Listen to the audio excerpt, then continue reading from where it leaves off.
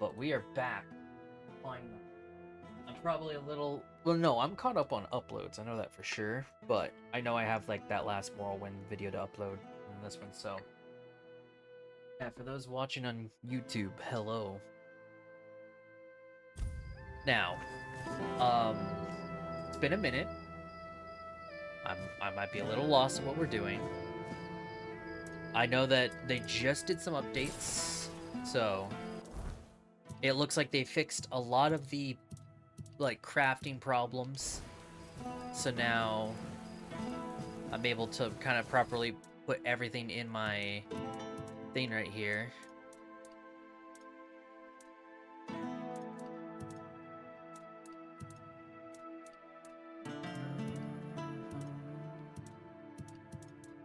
And they also added more fish.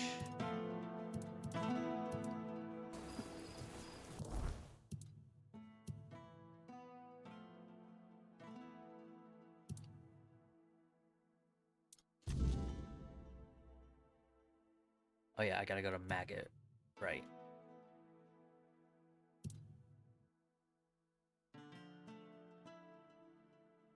Maggot suggests I should speak to... about the corrupted... I don't know how to say her name. Corrupted Temple. Okay, yeah, that lady there. I think Thunderlash got an update too, but I'm not entirely sure.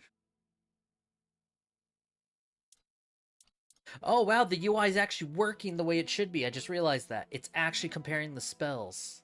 Thank God.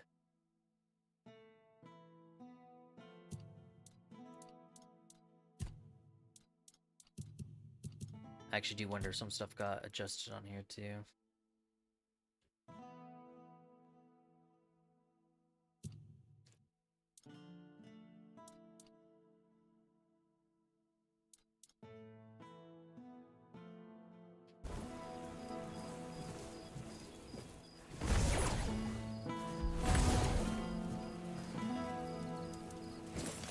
Just trying to check everything. Yeah, I'm still having the drift problems. It's worse in this game, which sucks.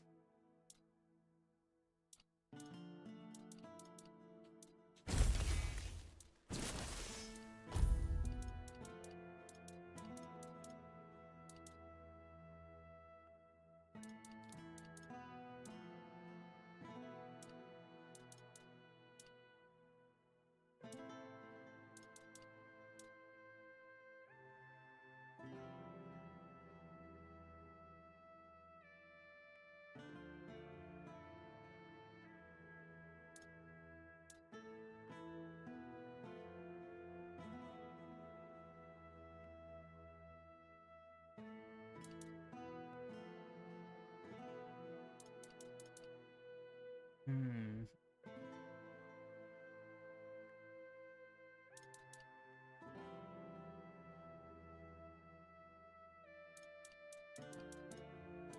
Still kind of wish some of the weaker spells could get even more strong.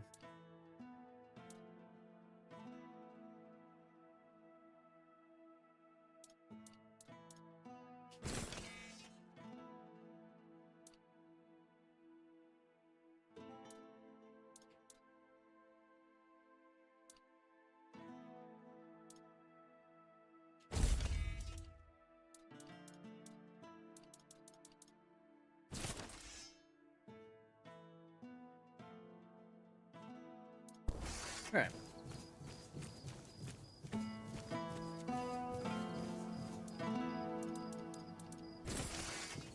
No need for that, is there? Shut up. Audio get an improvement? Or am I just... No.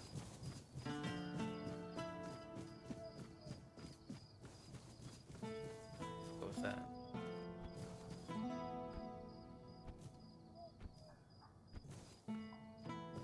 Also, I'm using my new control style that I made. I've got my eye on you. I don't think I ever showed it off, did I? I don't think so. So now, my, left paddle is, of course, sprint. The right paddle is now my D-pad, so I can switch stuff on the fly. The bottom right is my my, power up and everything. And then the left one's just the shift for if I want to do game capture and stuff. So, I gotta remind myself that. But yeah, I haven't played on the Xbox in a minute. I was kind of waiting for that one to get the most love and everything, which after this, maybe I'll test it. So you've seen what happened with your own eyes. I shouldn't. But maybe the Menhir's reaction to your arrival was a sign from the All-Mother. Maybe you are someone who can help. You asked me before whose grave it is. I come here because it's a reminder of how I failed those who counted on me, and I should feel sorrow, guilt, something. But the truth is, I lost part of myself long before Maeve was taken. I stand here. I wait for a feeling to appear, and nothing comes to me. Not ever. At the corrupted temple, something happened when I was still a priestess out there. I feel like something was taken from me, and I've been hearing. And it seems you've only scratched. You need to return. Speak to her again, but this time ask. There's something she knows. I wouldn't ask this of you if you can find that. If you want to help me, I need you to go to. Thank you. Go. Yeah, we can go back and do this.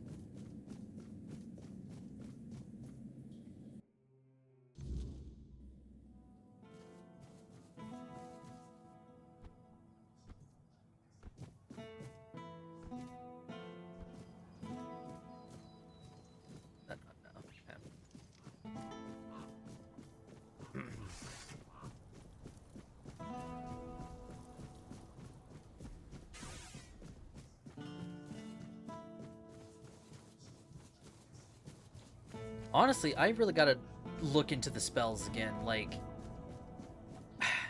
I kind of hate that this could be one of those games where it's just like, oh yeah, just use the better spells. Because then I just feel like, well, that kind of sucks. Because, like, for the build I'm doing, I'm not really getting, essentially, their full potential. I guess it depends when it comes to spell sword. Alright. God, I hate that my... Because, like, right now it's in neutral, right? And it's kind of working fine. But then, like, if I actually, like, do any sort of movements for a minute, then it, like... It's mostly when I slowly use the stick. Yeah, which is sucky.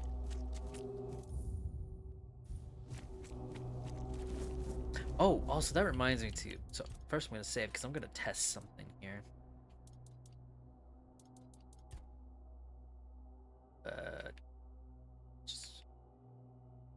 I'm just going to call it test. Won't matter, really. But, I really needed space, and I kind of fell off fucking Cyberpunk again. So I think I'm gonna just make it a fucking goal to just do a playthrough of it again on stream for the DLC. Especially because apparently it sounds like we're gonna have another one. And supposedly The Witcher 3 also has another DLC.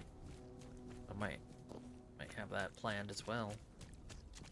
Oh, no. Damn it, the test is... Never mind. I was gonna see if maybe they updated the guys some more, but... Well, I'll find out later. Because I'm still mad that the weird spirits seem to just scale with you, and it's kind of annoying.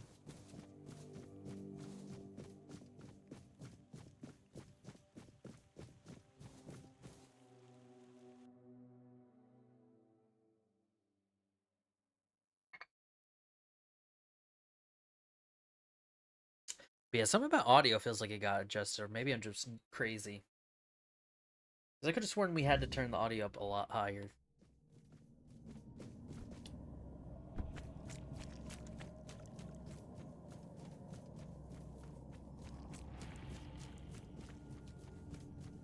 I still kind of love the idea that we just stumbled upon this before actually having the main objective.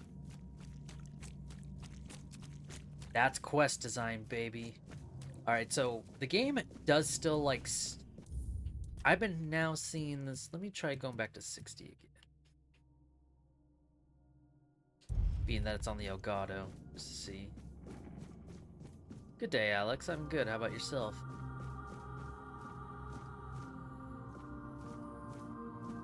Oh, I think I still saw a stutter, so let me just go back to this and then...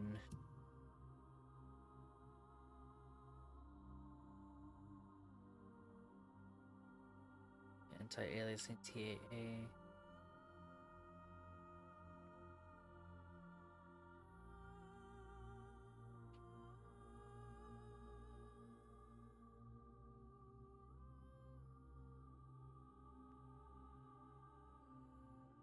Iced tea? Hell yeah.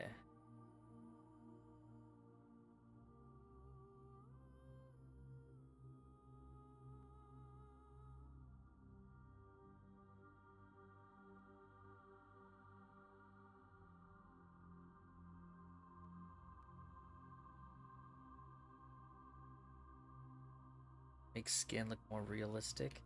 Don't think that really matters with a fucking Unity engine game. Not that I would notice anyway.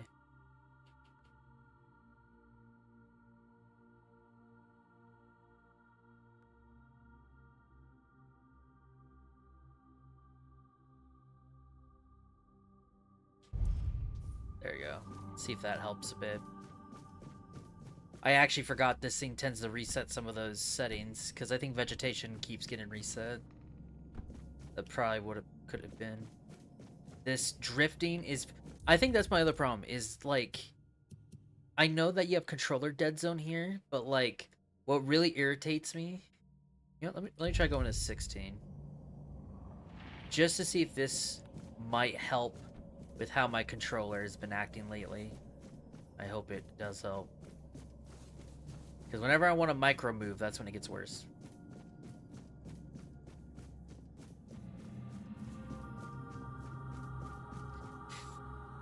Oh! Ow. Hey, I lived though. Do I have... you know what? No. I have a spell. Use the spell, damn it.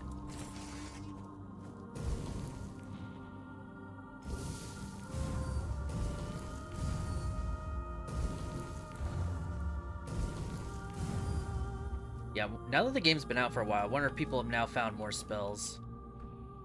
Like, I think I know the amount of spells now in this game, but I just need to confirm. Because the last time I tried to look, the numbers, like, man, people were just off their rockers when it came to, like, spells. Like, people were not being truthful and shit like that. I'm like, oh my god.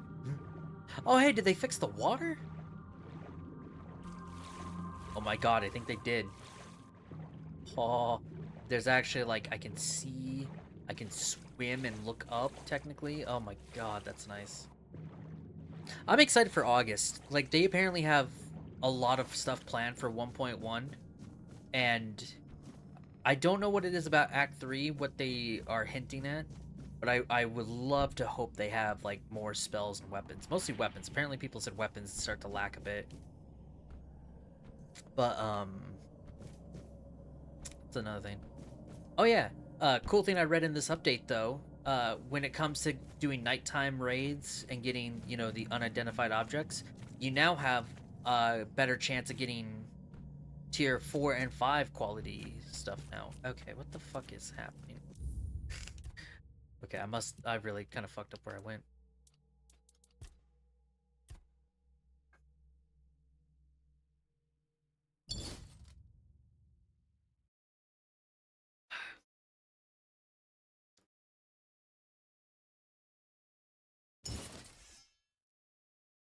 Looks like the sound bugs are still there.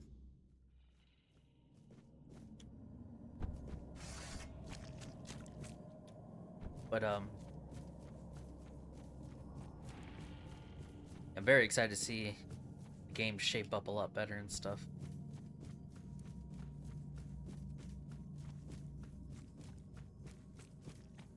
At least hopefully, like, this team, like, if they consider, like, another format like this.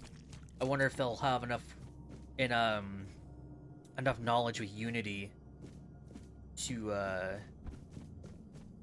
really kick it off.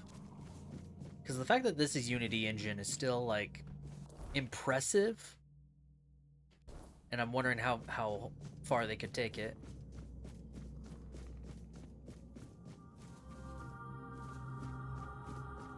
It's been a minute since we've been on this map, so I'm trying to like just remember the fucking layout. Gotta also gotta remind myself again to start what it was I doing. I remember I wanted to look into practicality soon, so I could actually like make money. Yeah, because we're almost maxed on that. But also I need to get potion stuff here. And I was trying to improve healing and armor. I forget if this tree will affect your spells. I would assume it does. But I'm not sure if... No, wait, no. It would work here, right? Yeah.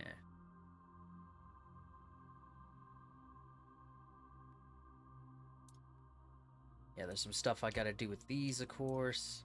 I might try and mess with summoning. We'll see. Dexterity, I know I gotta get that up. Attack speed for sure. Endurance for sure. Need to get health and stamina up. Then I gotta get these going up.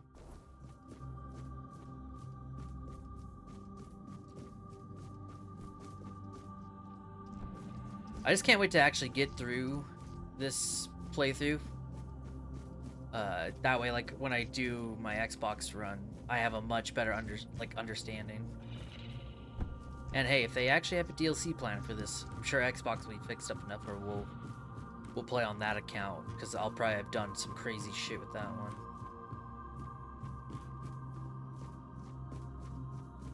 Okay, remember, there's like a room there. It's been a minute though.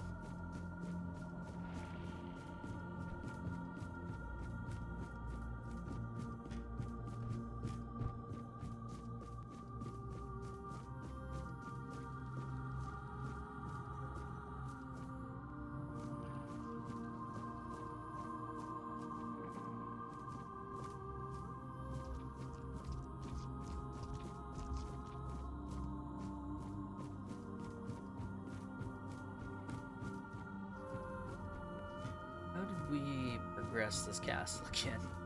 Oh, over there, I think.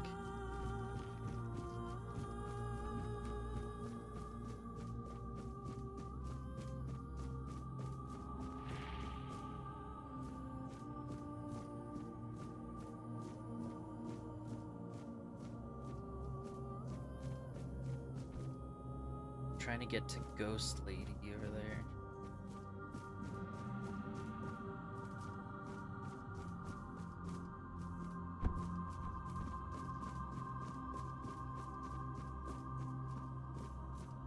This place was a maze.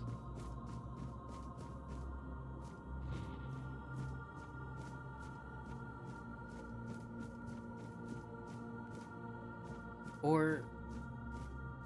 Oh, wait. Wasn't there no... Okay, hold on.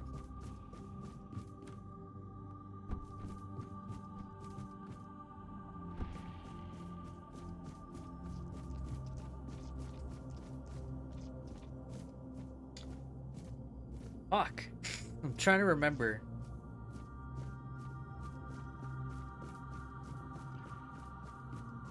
The shitty part is there's not necessarily like a map for these dungeons, so it's like you have to remember where the fuck you were going. Down here? Oh. Never been through here, I think. I definitely haven't. Oh yeah, I definitely haven't. You.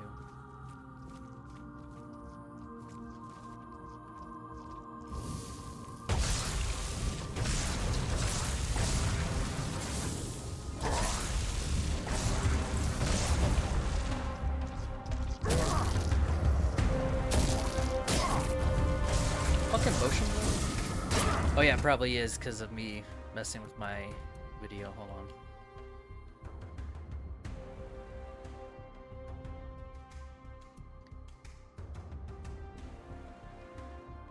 That could also explain it.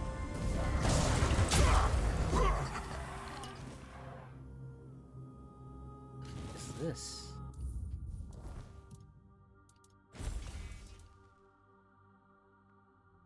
Huh.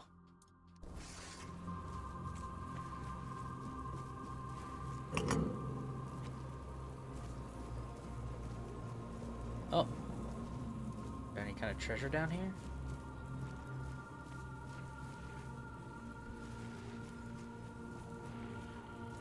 Might as well look around. Because if there's like ore I missed here. Oh no, probably not.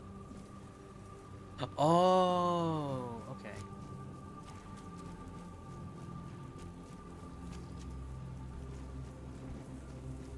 That's the one downside on this game. Apparently, like, mining in dungeons, they don't respawn, which sucks.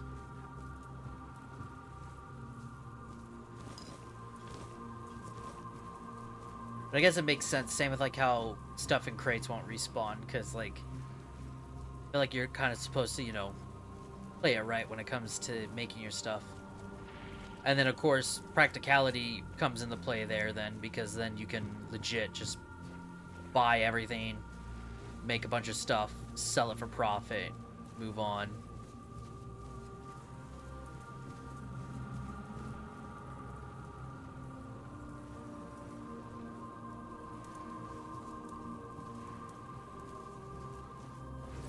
Oh, okay, making sure it did switch to this. Okay, we're exploring territory I haven't been to yet. Oh lord. I'm gonna assume this was its nest.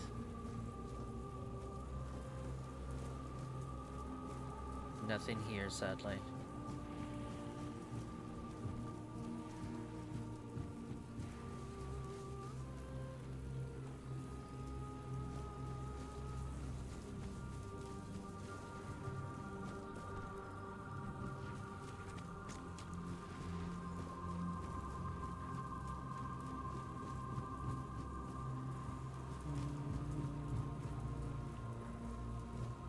Anyway.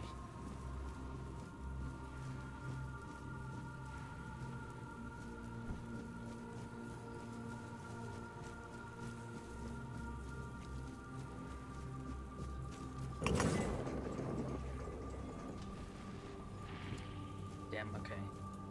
That goes here. Well, shit.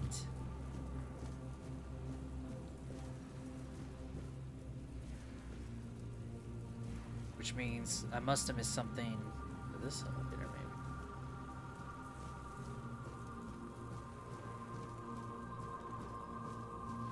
Holy fuck, how did I progress this place? To be fair, if I remember correctly, I walked around. I was legit just like stumbling.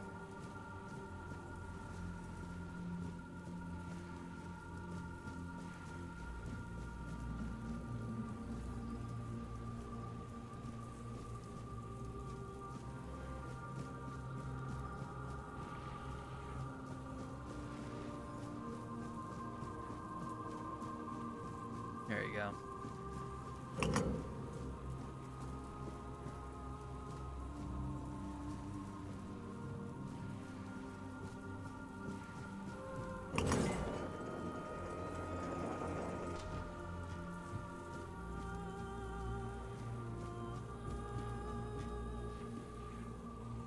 I missed... Wait, no, maybe I haven't come up here, because how did I miss her?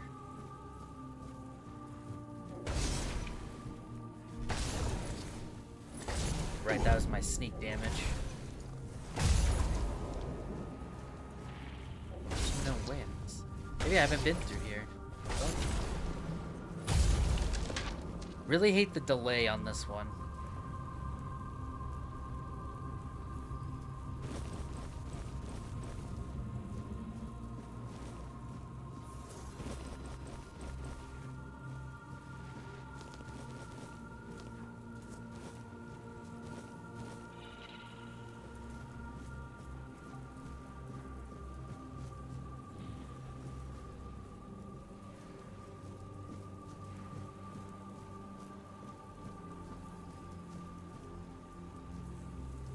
Yeah, no, I haven't explored this part yet. It was a show just like how fucking lost I kind of was. And yet we somehow completed it.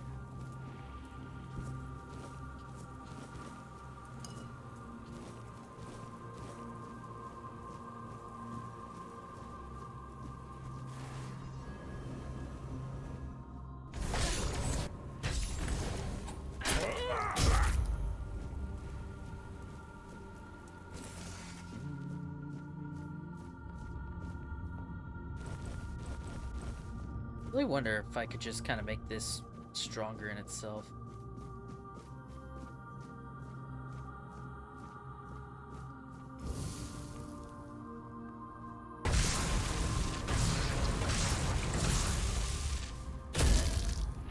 Oof.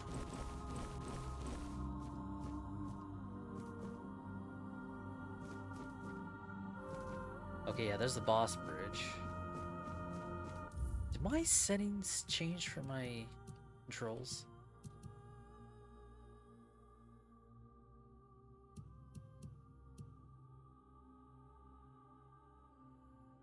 No?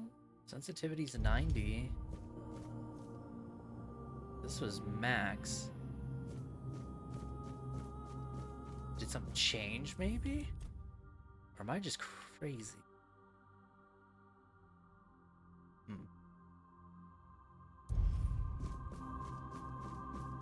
Whatever.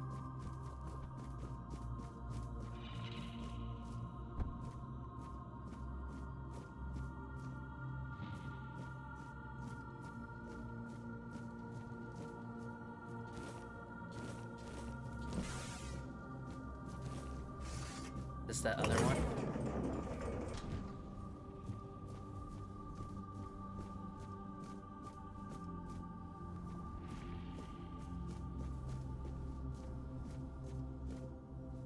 Kind of where I need to be. Okay, so I guess the gate here was on the other side, yeah.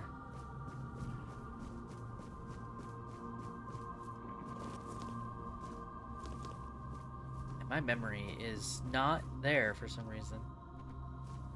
I think we jump down here to get to her. I think so.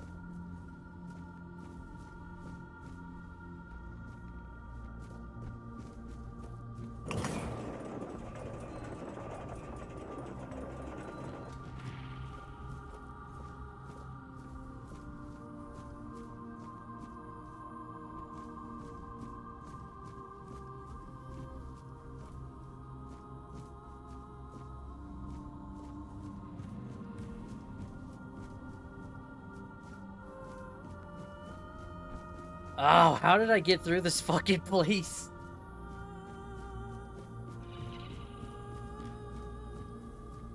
Okay, this seems right. Yeah, it's kind of clicking.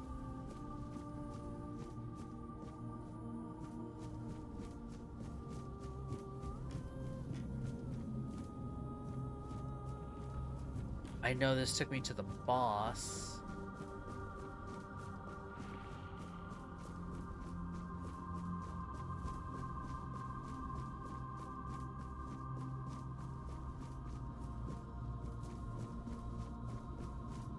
Yes, here's the boss arena.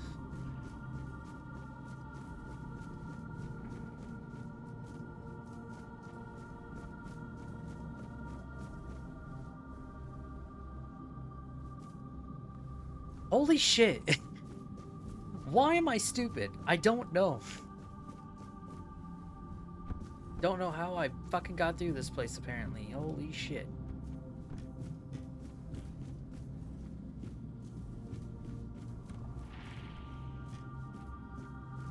It was literally just blind luck, I feel like.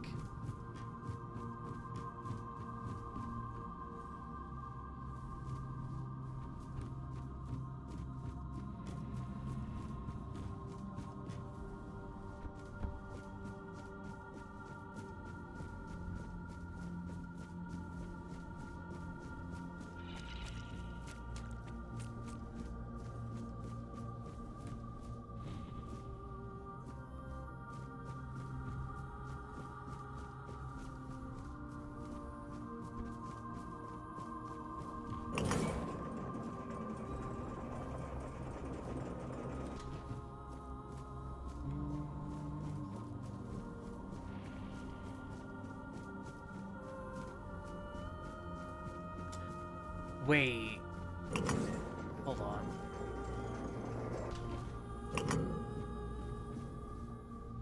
Is that how you're supposed to do it? I think so. Yeah, this seems right. Okay. I thought there was another way in here, but I guess not. Yeah, you just had to... Fucking hell, dude. Never did look around this room. Taking all your shit.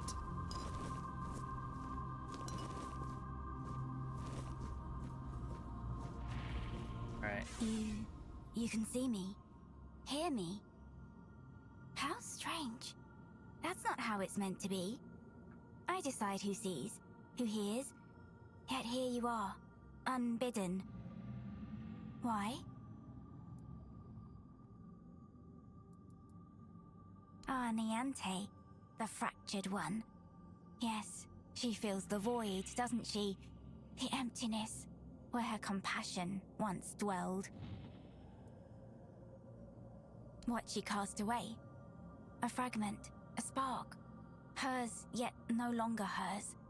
It clings to me now, bound in service to the All-Mother. And does she need it? Truly? Compassion can be a burden, a chain that weighs down the soul. I held it for her because she could not bear it. She gave it to me.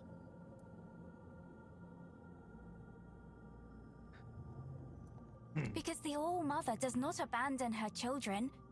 Niante's compassion is a spark, a light meant to guide her. Without it, she stumbles in darkness. But to reclaim it, she must prove herself. It is not a gift freely given. It must be earned. Is that what she told you? That I stole it like a thief in the night? No.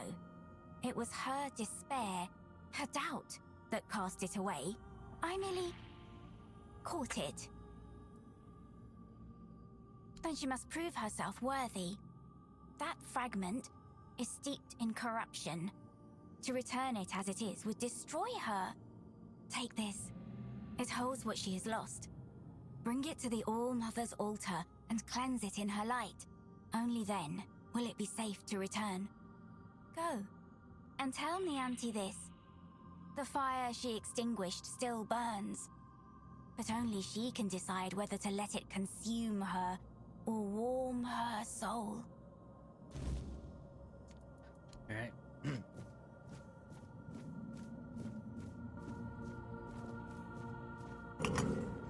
So I have to go to the shrine. Oh! Oh! Oh! I see now. Okay.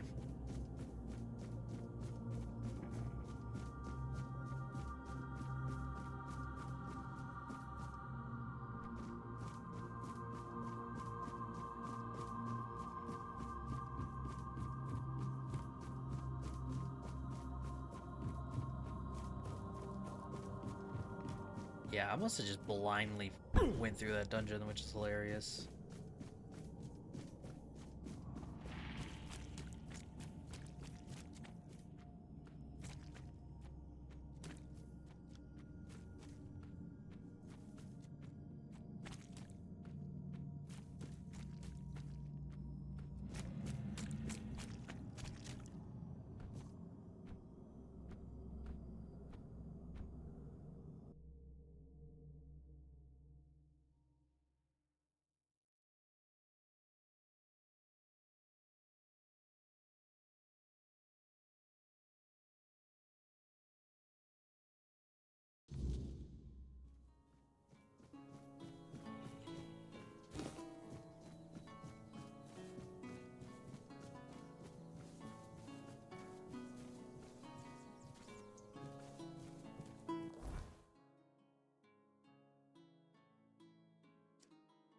We gotta go to the All-Mother's statue, I believe.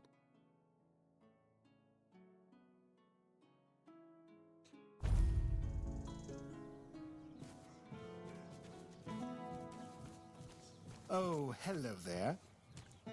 account is struggling to load right now.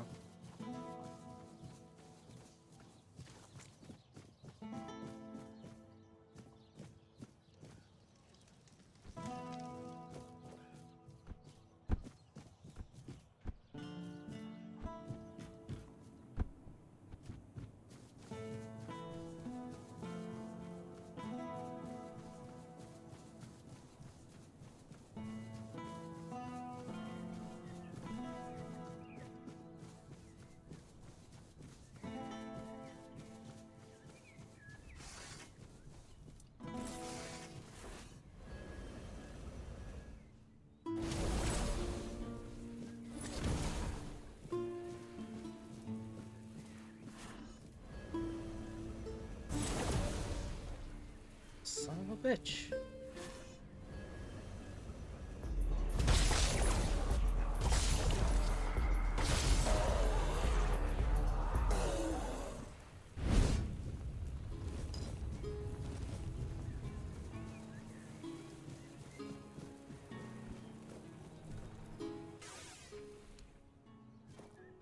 Or maybe she... Oh, she has to do it. I thought I had to do it. Fuck.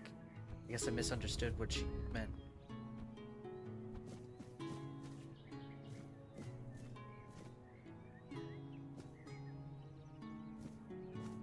No. Okay.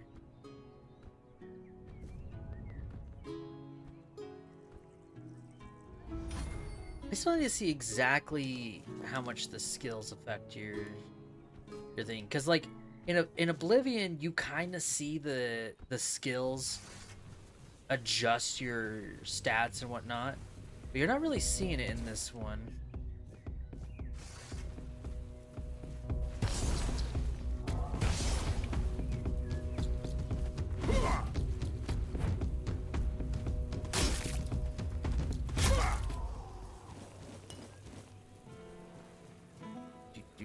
Oh, one of these things.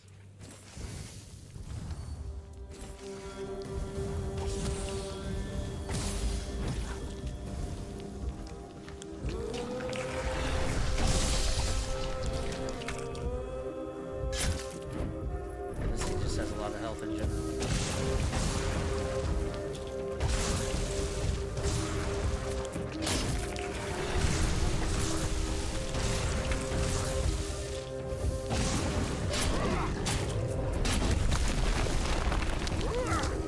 Did you just fucking kick me? Oh, you son of a bitch.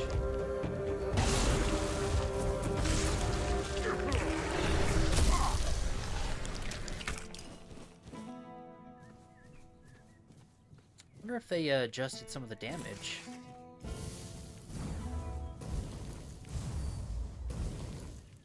I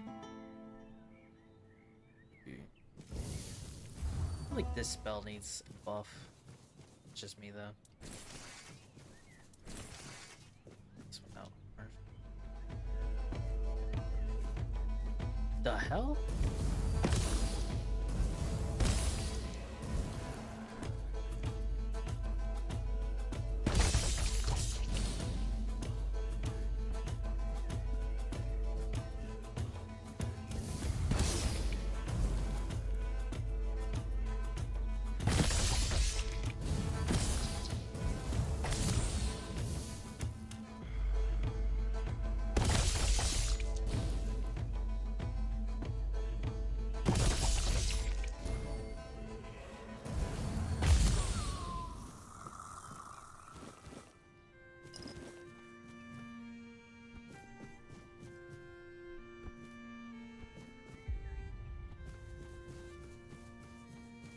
Wow, was nighttime darker too? What the fuck?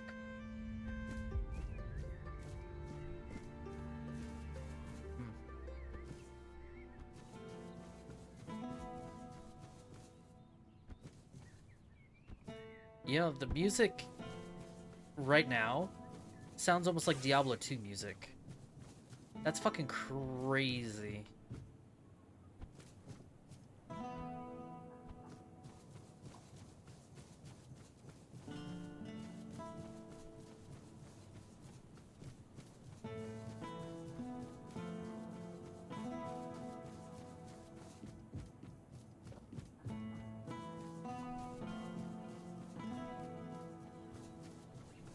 I do need to actually finish Diablo 2.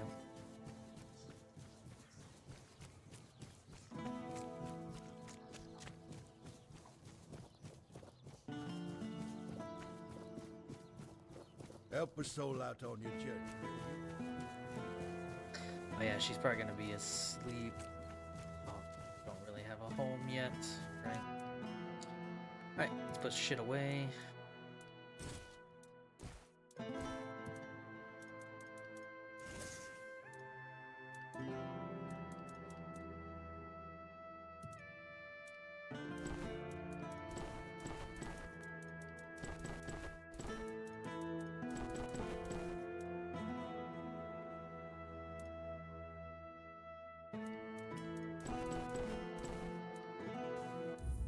Honestly,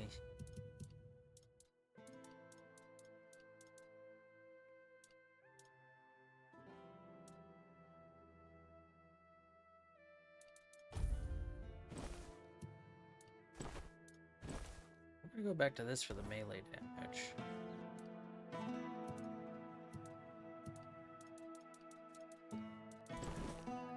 What? Oh my god, the UI is fucked on this one. They fixed it, but at what cost?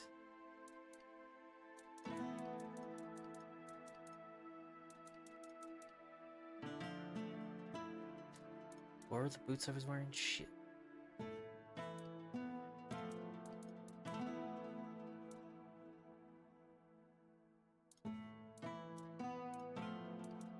Yeah, it's these ones. I don't know. I don't really know what the mana shield is.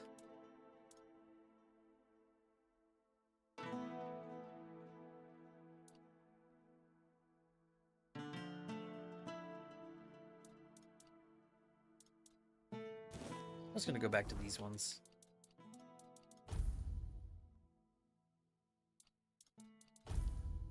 Get my spell power up.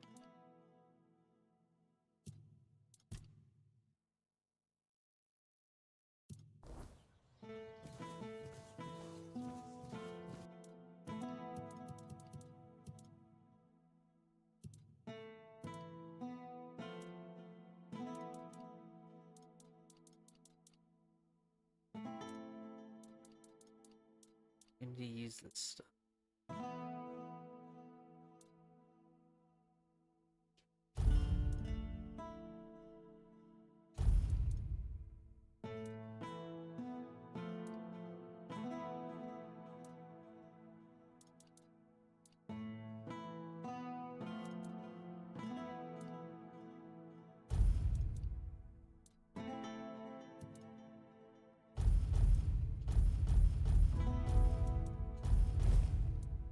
I wonder why they don't just have like a put all thing.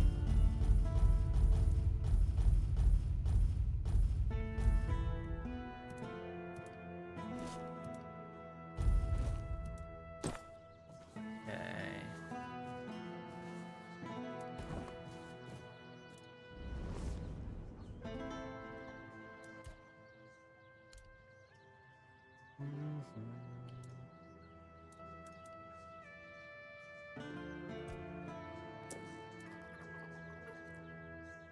Where did my pet go? What the fuck? That's interesting. Look how adorable it is.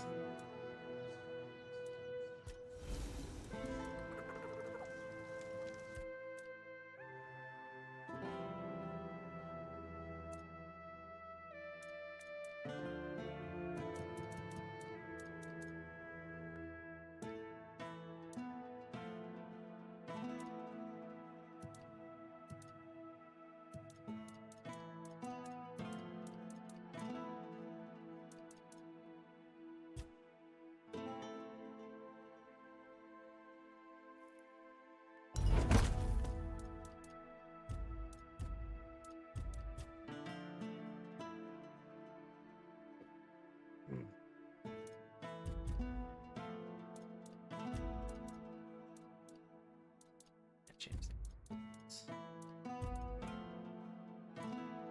Gotta get more sage.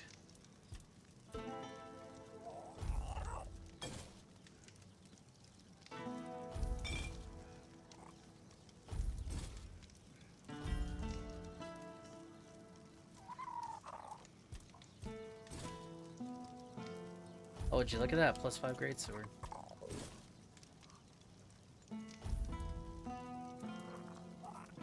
I guess those also...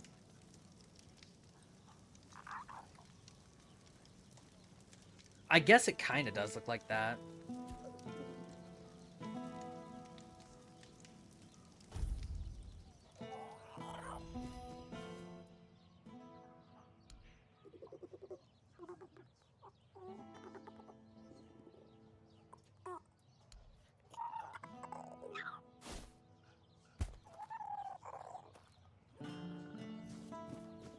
So adorable. Oh yeah. Guess I could sell. Nice to see you. Hello there.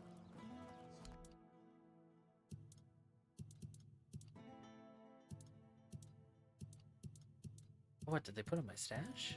Oh, must have. Oh, they did.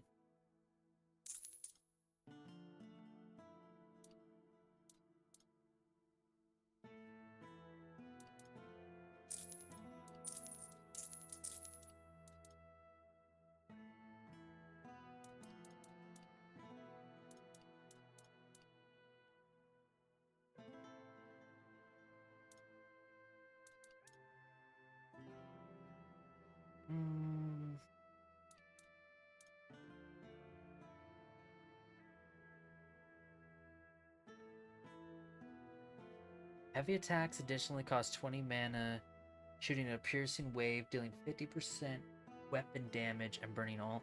Actually, what the fuck? Okay, I might do this. I just need 3 dex, 3 perception. Heavy attacks additionally cost 20 mana, shooting a piercing wave. Fuck yeah! Alright, we're keeping this sword. Alright. 3 and 3. I'll remember that.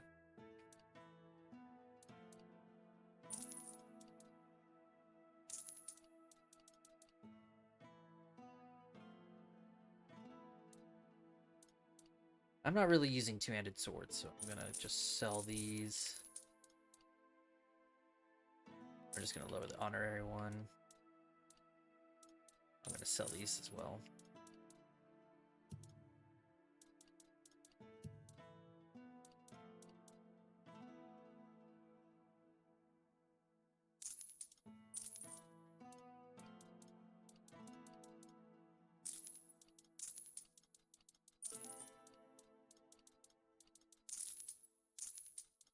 That was close.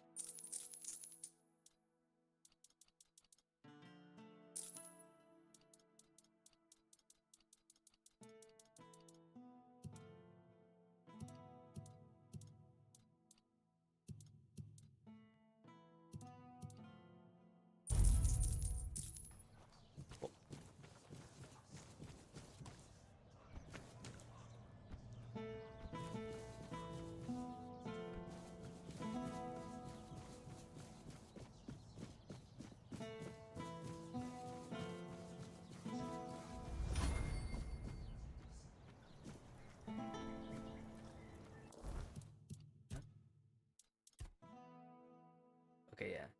So it must be like 100. Okay, so one-handed's almost there. Magic.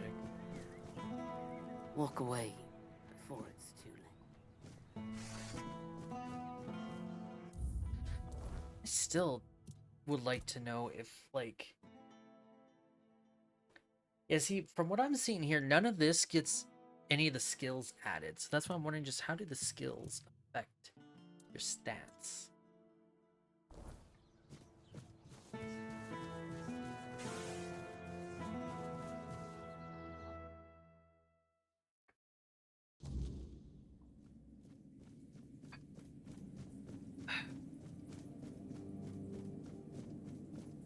Laurelia's voice, it's different now. I take it you're the reason for that. So, this is it. The piece of myself I've been missing all this time. It feels familiar, yet strange and deeply corrupted. If it truly is mine, I cannot leave it in this state. If I try to retrieve part of my soul from this thing, it will poison me as much as it heals me. She's right. Surprising, considering the things she's whispered to me all this time. Meet me at the statue of the All-Mother. There, in her light, you've already could have done cleansed so this much for you. me, but thank you.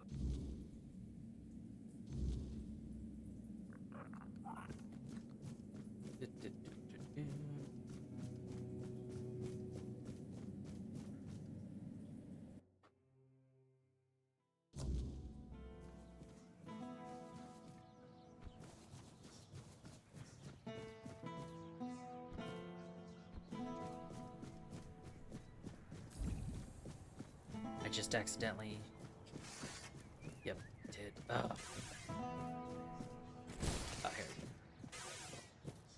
here. I really wonder if they'll change the third person. Because since this was like a last minute addition, I just know like it's goofy, of course. I think it's goofy when you do this.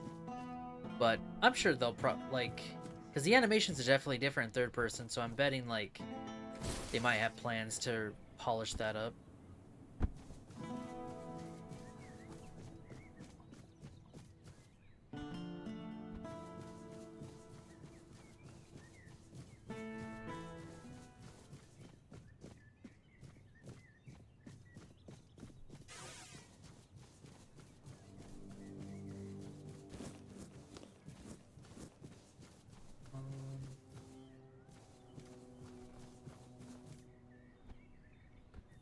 Need some fresh flowers.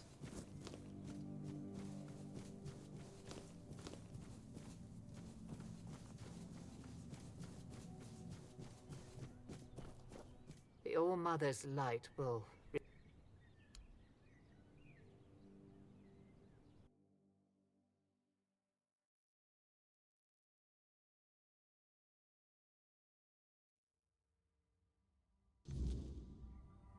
Whoa.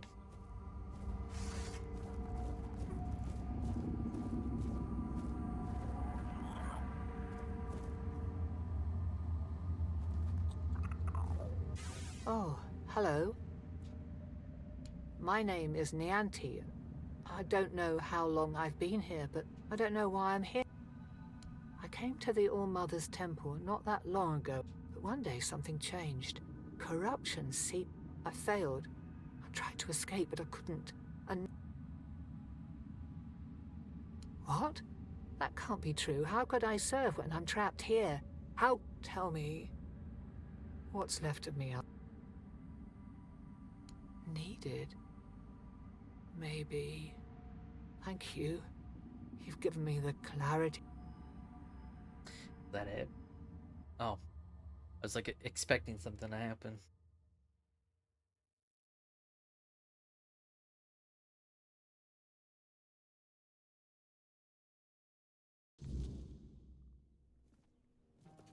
So, this is what it feels like to be whole again.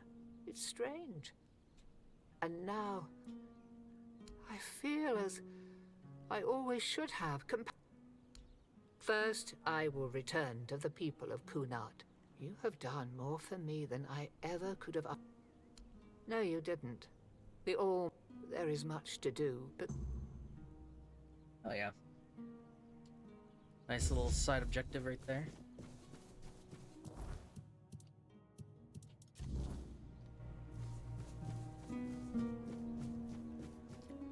Now we head to Maggot.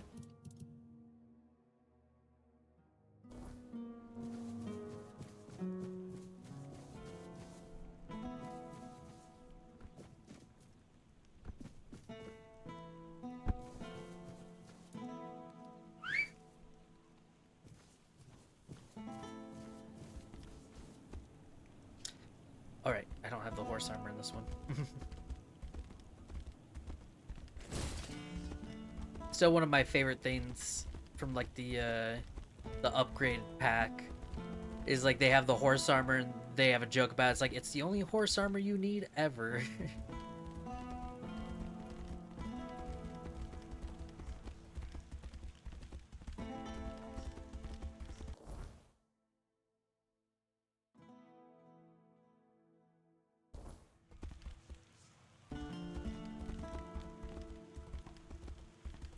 At least like the horse riding in third person is not too bad.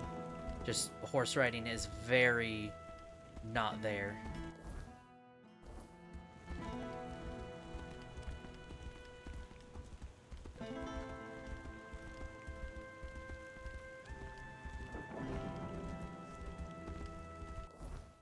Honestly, that's why, like, I have a very strong feeling this game might get an overhaul.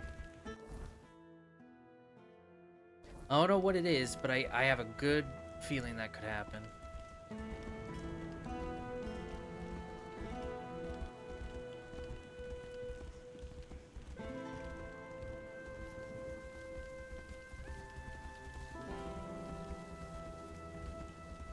This game has definitely made me want to replay The Witcher lately, and I'm like, oh god. It's just, I know if I crawl back that hole, I'm gonna get hooked again. Like, Witcher is a fucking drug. Especially, well, actually, Witcher 2 I could also say it is too, because I love playing Witcher 2 time to time. But Witcher 3 is a motherfucking drug. Like, I really hope this remake of 1 in Unreal Engine is not terrible. Like, I hope to God it's good. Like, I do want to actually beat the first Witcher, but yeah, the original is so bad. Like, it is so bad. Like, you definitely need mods to kind of get some stuff working. But, like, holy hell.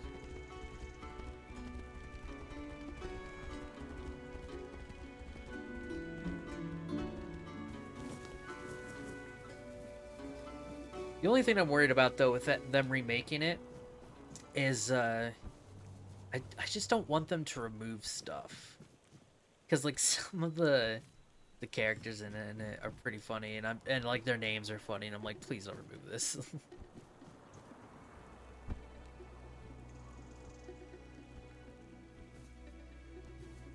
But, I mean, after seeing that tech demo, I will say this.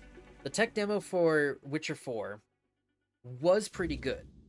So I have a good feeling that the Witcher 1 remake is where we're going to be seen first.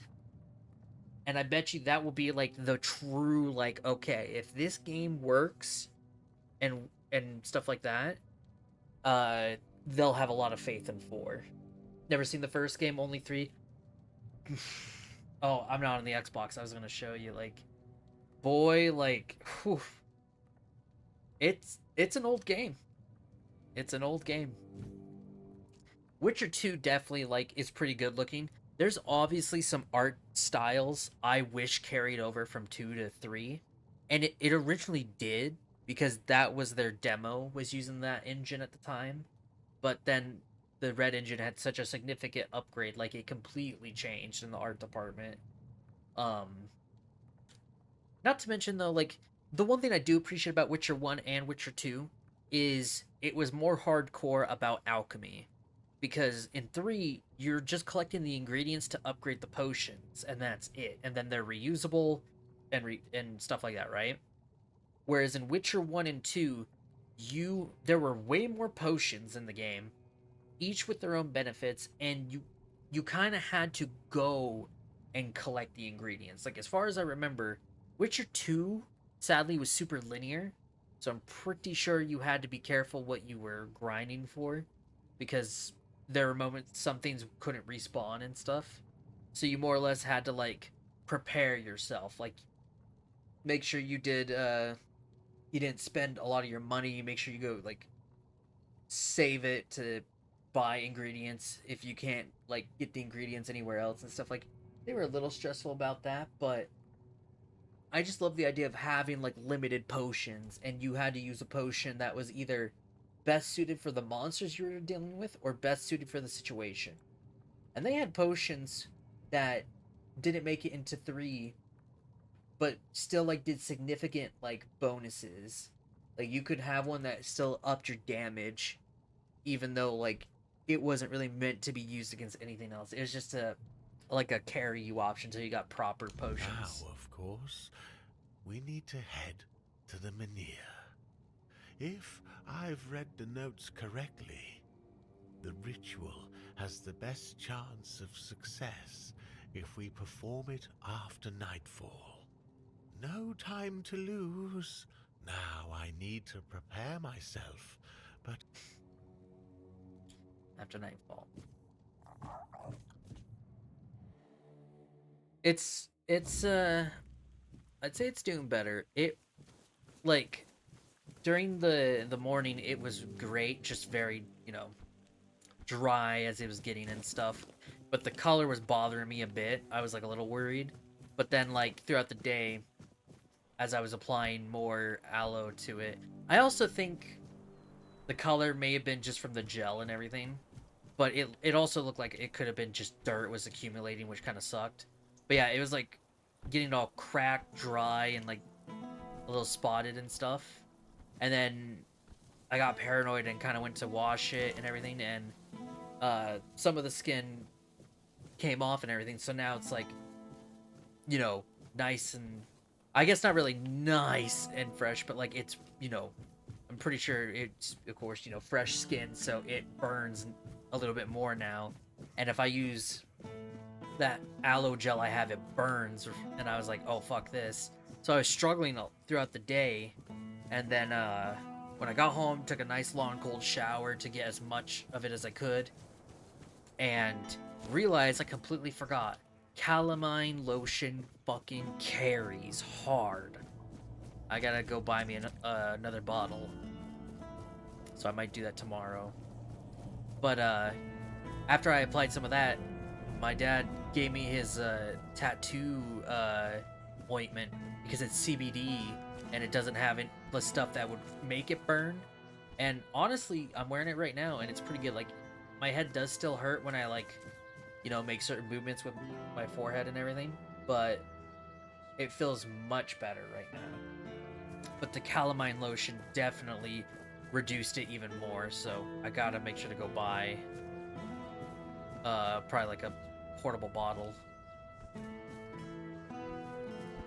Yeah, because if I try to apply any of the aloe vera gel I have right now, it's like, ah. Okay, so just after nightfall.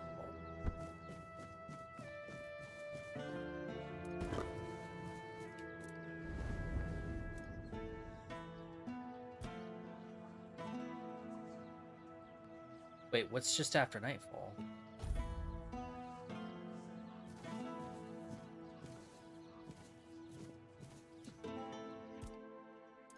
Oh, yeah. Should probably cook some.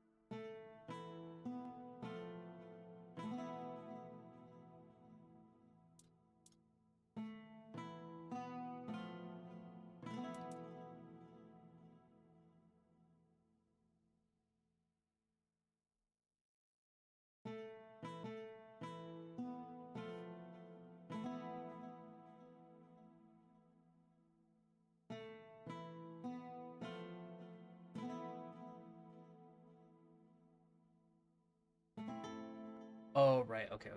Because that's chance for worse 50%. Right. Okay.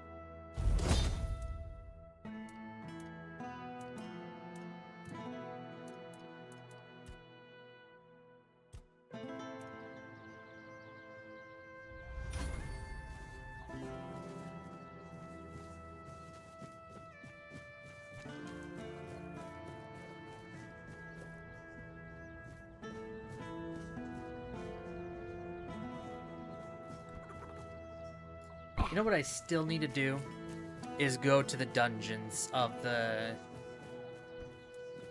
knights, because like I keep forgetting to go back to the first area to go through the altars of the sword for the altars of Excalibur.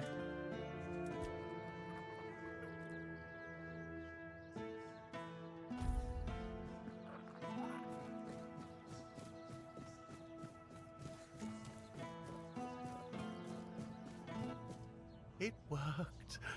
I can hardly believe it. Oh, there's that bird. I mean, I hoped, of course, that the wisdom of my predecessors and our shared effort wouldn't fail, but you know how it is. Something could have gone wrong. Is everything all right? You don't look too well, eh? Hey? Love how it made screen works.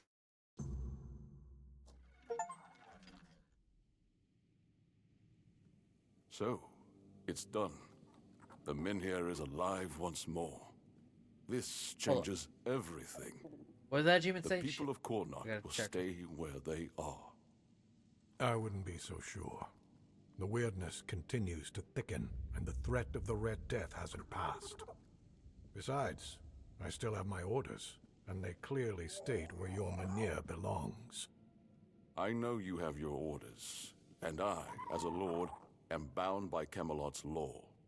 But the moment of choice has come, and I stand with my people.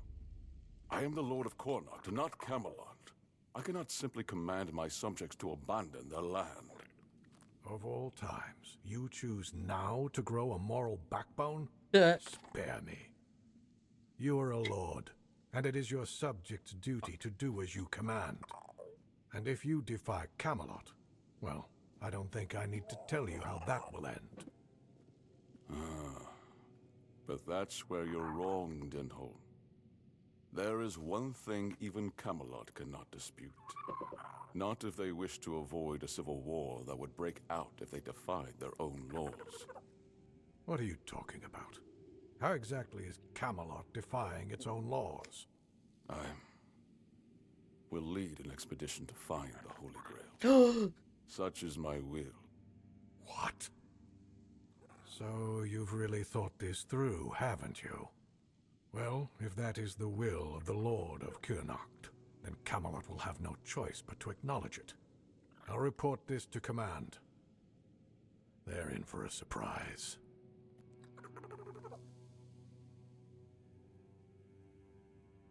You heard what Denholm said. Camelot won't dare touch the Menhir as long as I lead the expedition for the Holy Grail. Once again, I need your help, and I'm prepared to grant whatever you ask in return.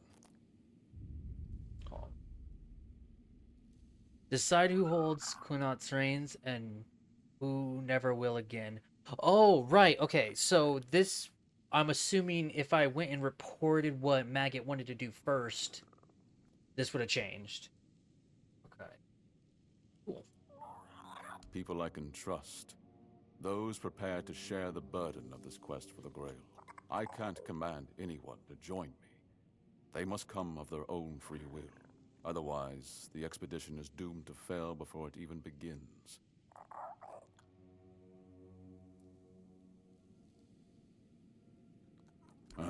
You see, here's where it gets interesting.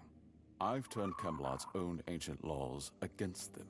No one can dissuade the Seekers of the Holy Grail from their sacred mission. That means all orders are effectively halted until I return. With my shield, or on it. It also ensures the people of Kurnacht have the right to remain on their land until I'm back. Which, of course, means I don't have to return at all. I don't, but perhaps I should. A lord's worth is measured by the respect of his people. It is time I follow in the footsteps of my noble ancestors and do what must be done. If this holy mission can secure peace for my people, then I shall see it through. And if by some miracle we return with the legendary Grail, all the better. My word would become law, and the Menhir would remain untouched.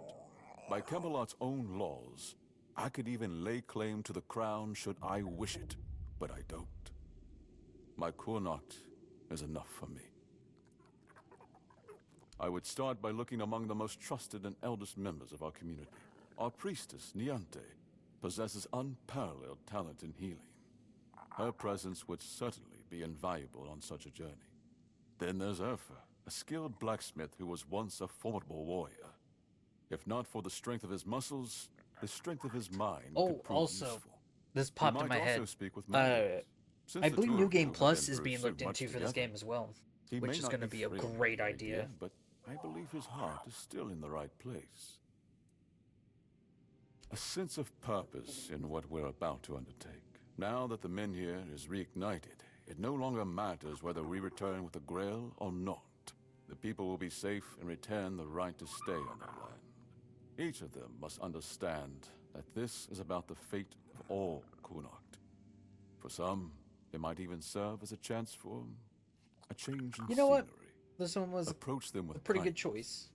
They all have. Granted, I know like what I did with like And I doubt they'll agree to join if Galahad there's still probably plenty was of like a unresolved fucking matters. awful choice, but in reality, I felt like the fort is gonna be benefited from it.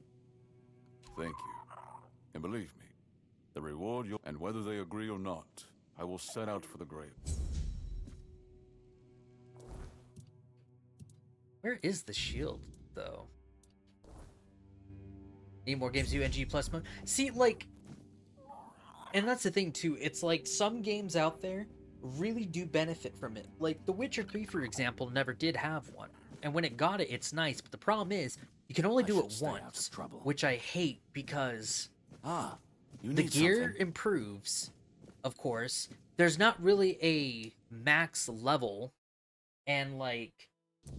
a few pieces of gear changes in New Game Plus, and I hated that too, because it's like, well, fuck. I would like to go through another run with this on.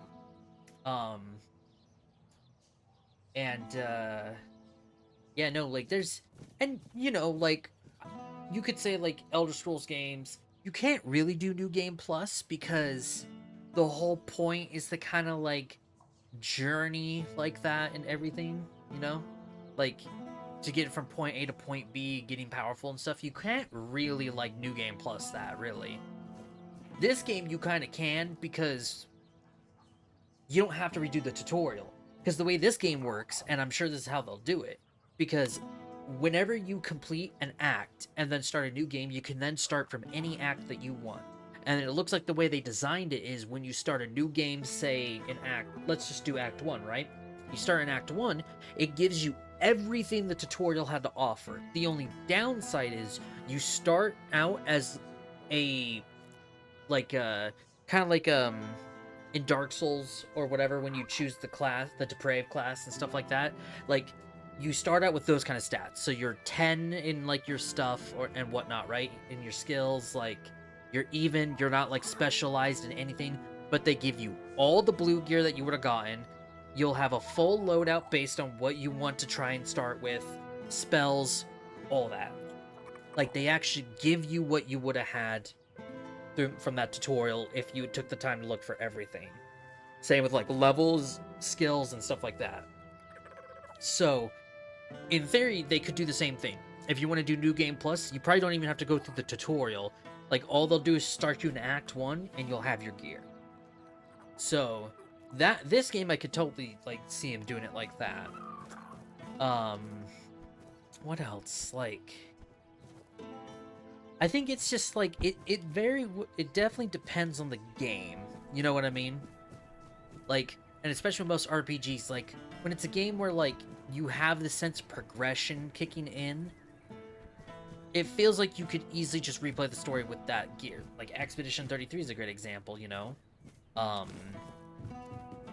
With that game, like, it's definitely designed around New Game Plus because of all the costumes you get, the builds, and, you know, like, you're kind of... and I'm sure there's some stuff you have to probably do New Game Plus anyway and stuff, right? So, like, that's a good example. I mean, the Souls series are all great examples of New Game Plus because, like, that sense of progression, it's like, okay, now that you got strong enough, how about you do it again, but this time we amp up the ante and stuff like that, right?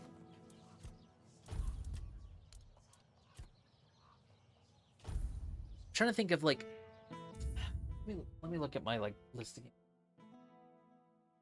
Dragon's Dogma is a New Game Plus. That game's a great example of New Game Plus. Both 1 and 2. 1 does it a little bit better than 2, because as far as I know, 2 doesn't really change anything, sadly. But in New Game Plus on the first game, what I loved about it was when you beat the game in New Game, right? And then move on to New Game Plus. You start out with all your gear, much faster to get through the game, but you had if you played offline specifically, let's just say you had a special surprise show up at the end of the game that's not like the original boss that you would first fight. And it was such a cool detail that made New Game Plus just feel worth going through at least, like, you know, once or even twice, because if you play online, it's even much cooler and stuff like that, because just like with the offline version, but it's much different in that aspect too. Like, I can't really say much without spoiling it, but it's a great surprise.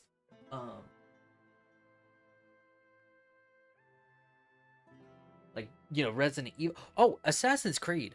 Honestly, I have to appreciate some Assassin's Creeds doing New Game Plus. Mainly because these are like RPG ones and stuff, but like for a good example, Mirage.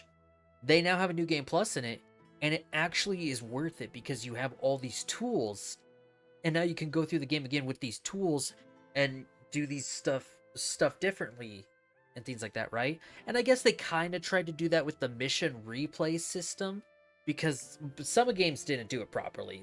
Like, I think Assassin's Creed 3 did it poorly, where it would only let you use gear that was allowed during that time and stuff like that, which sucks. But even still, like, they try to do that. But I think personally, if they had New Game Plus in all these Assassin's Creed games, it'd be a game changer, because that means you have more tools to try out things that wasn't even possible to begin with. So that's one thing I could appreciate, like, them doing, and it would be nice if they kept that going the whole time.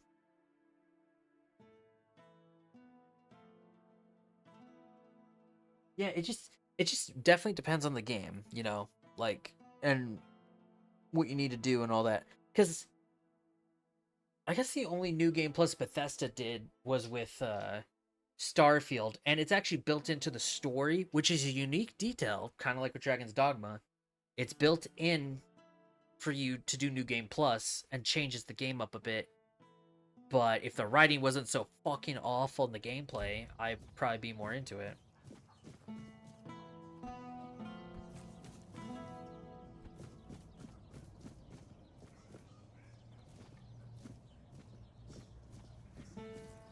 See, now that doesn't sound very fun. That just sounds more like a challenge run, more than a New Game Plus run. You know what I mean? Like, it's like with Dark Souls. I'm up for difficulty increases, but limiting you like that is not really a good idea. I mean, hell, like, look at like the 007 games. Nightfire had a really good replayable system, because once you got like the golden weapons and shit like that, oh my god, shit was a game changer. Still difficult as hell to get some of those unlocks, but they had a really good replayability system. I really don't know why a lot of New Game Plus or replayable mission options were removed lately in games. It's so weird. But that sounds fucking awful. That like severely weakens you, I feel like.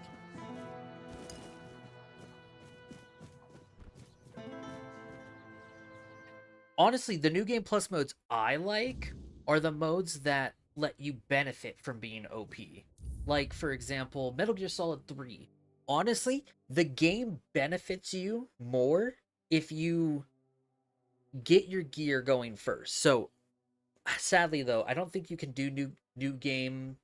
Like, if you beat the game on normal, I don't think you get stuff carry over into hard. You have to beat the game on that difficulty first. But, like, a great example is, let's say you want to play European Extreme, right? And of course, if you get caught, it's game over. So technically speaking, though, you could take your time, go through that whole entire thing, and then when you get your unlocks for New Game Plus, the game changes, and it's like you're better off just, doing like, say, Big Boss on European Extreme, right? Because I think that's an achievement, but not on European. I think just on Extreme. But say you want to get Big Boss ranked on European Extreme, you're benefited to New Game Plus it because they're giving you the tools to succeed in the challenge ahead. Or like for your speed runs and stuff, if you just want to speed run the game on normal for the achievement, just play through the game a couple times, get all your tools, and boom, speed run that game. Whole different ball game kicks in. Like that's what they need to do. It's like just make a benefit of New Game Plus, basically. No saves outside of finding one hidden save crystal per map. That, Jesus Christ. Even Crash Bandicoot isn't this fucking crazy. I know. I'm the one who suggested it. It's the only way to get Camelot. Yvain can count on me. Tell Yvain. Oh yeah, good thing I did her quest.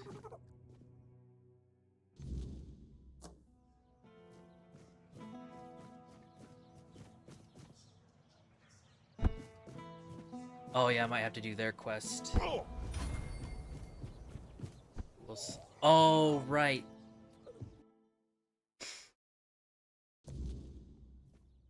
What was your quest?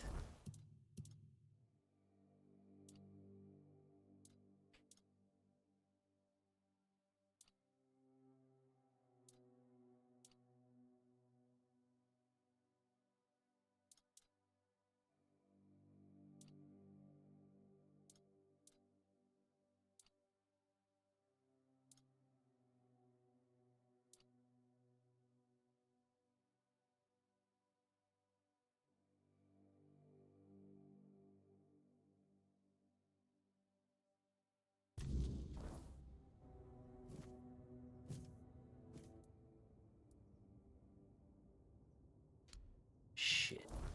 Hold on.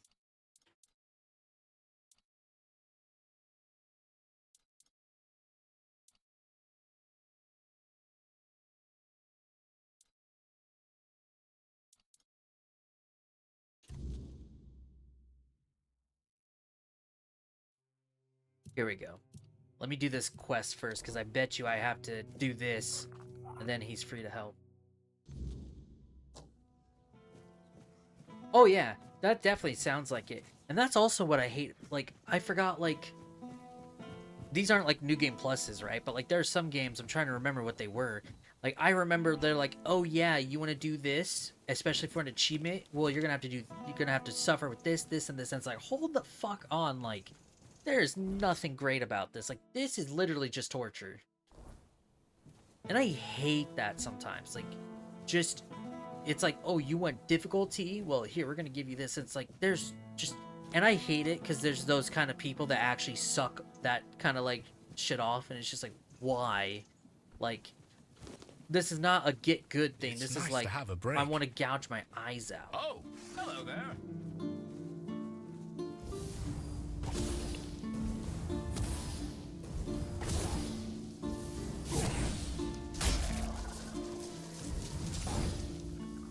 Honestly, Ubisoft games are definitely a good example in some aspect of that, because, like, anytime you want to play on a harder difficulty, the way they do the numbers is just insane, because all they do is, like, turn up numbers, and that's it. It's like, this is not fair. Like, one of my favorite difficulty options is Metro, for example. Because in Metro, it's a little debatable, I guess, with the first Metro. Maybe Last Light a bit too, but honestly, like, Exodus did a very good job of it. Where, you know, it's hardcore, resources are low, but enemies are just as weak as you. Like, at least one bullet will usually take them down. If it's a monster, they'll be a little more tanky because, you know, they're creatures and stuff like that. But still, like, it was an even playing field. Like, the difficulty of you getting one tapped made the tension real because it was a survival game technically, and it had that feeling. Technically speaking, oh, lethal and lethal plus in Ghost of Tsushima, best difficulty by far. Why? Same reason. You're weak, will probably die in one hit, if you're lucky two, but same with the enemies. Bosses, yeah, it will take a couple of hits, but in general, like, it's 1-to-1.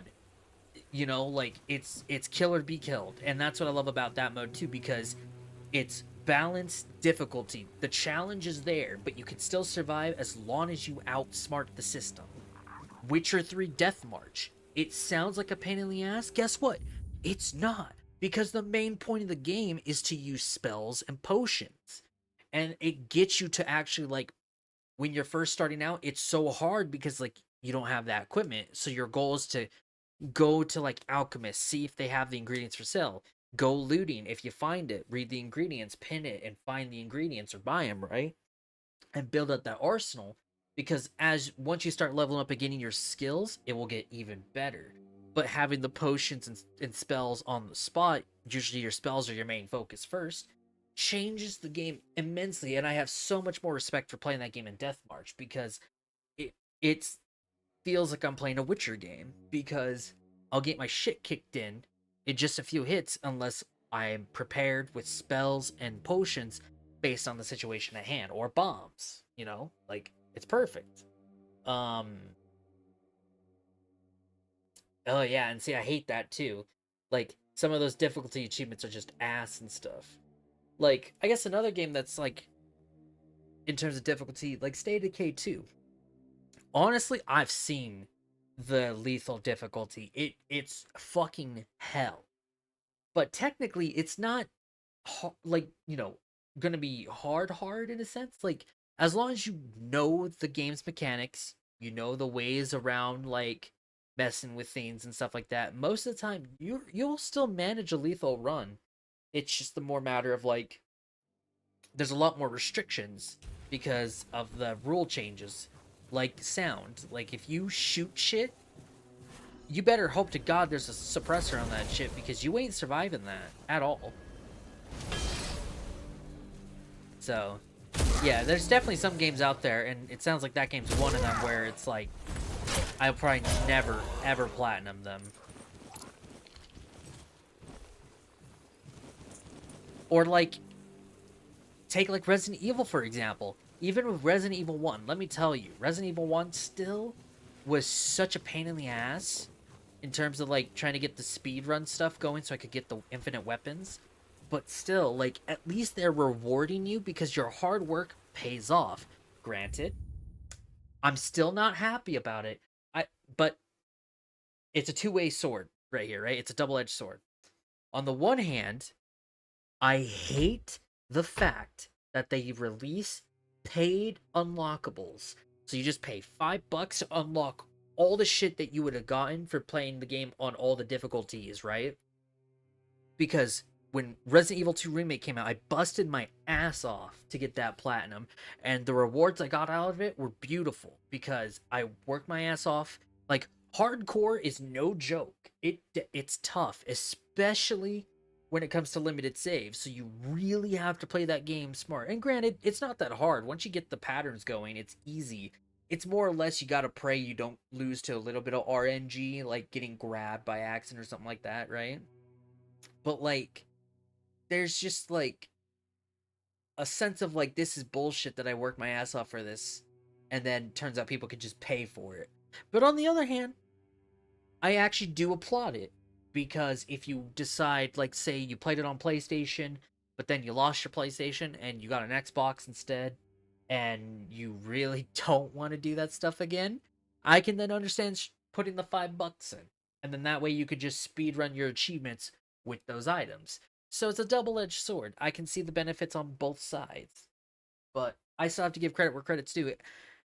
Resident Evil, like, Capcom still has this, it's an odd balance, because Devil May Cry is also kind of bothersome on the hardest modes, but at the same time it depends, because if you're aiming for something specific, it's a little bit different.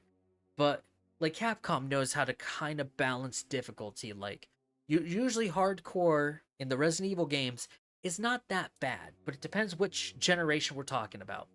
Because I'm still gonna be real, Resident Evil 4 remake, fucking terrible on the hardest difficulty. Like, hardcore is RE4 original difficulty, kinda, because it still uses the stupid Capcom modern day system of bullet sponges, and it ruined some of the mechanics that RE4 was smart about. Because if you play RE4 original, and if you're playing on the hardest difficulty, thankfully, hardest difficulty is not that hard. Because if the rule of the game, headshots and the knife, like RE4 fucking joke in original, because as long as you focus on headshots or even leg shots still took a couple shots and then you could just kick them, right? But if you were good with the knife, if an enemy showed up with and you smacked him in the face with the knife, insta stun and wha-bam, right? No, RE4 remake fucking ruined that. And it ruined the flow of what made that game so special about playing on the hardest mode, because there was no balance, because of their stupid difficulty system where it adjusts the difficulty based on stuff. When you got to the harder version of hardcore and it was locked in on the max difficulty level, that's the shit I hate. Because guess what? El Gigante, he's basically impossible if you're doing a fresh run on that hardest mode, because the moment he's stunned and his little thing pops out, it's probably back in already. Like, you get no chance to do anything. He's just fast, and he's just fast in general. And I never understand that with some games. It's like, why increase the speed of these enemies to just suffer? Like, it makes no sense. And Inferno is another good example. Inferno is meant to be New Game Plus, but you need to unlock the unlockables. And thankfully, in RE3, it's not that hard to get them. Most people probably still buy the unlockable thing, which I don't blame them. But in RE3, technically speaking, you could just farm it in one level and like farm the points needed to like buy most of that stuff. But even still, with those items you needed to beat Inferno, because you can't really beat Inferno by default, Inferno mode was still like grade A level bullshit. It really was. And the final boss fight is another great example. Well, all the boss fights are great examples. Like, none of Capcom's decisions with the harder difficulties make no sense. But in terms of like just legit hard, basically hardcore, like, it's not bad. Not bad, really, but it can definitely pinch a nerve or two. But credit where credit's due, it's still good.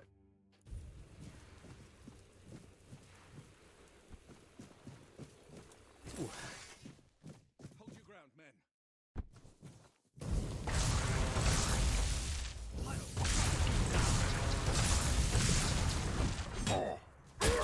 Show me what you're made of.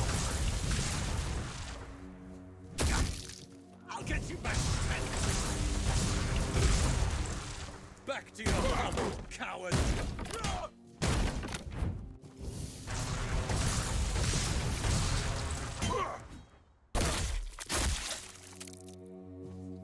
Where's my combat music?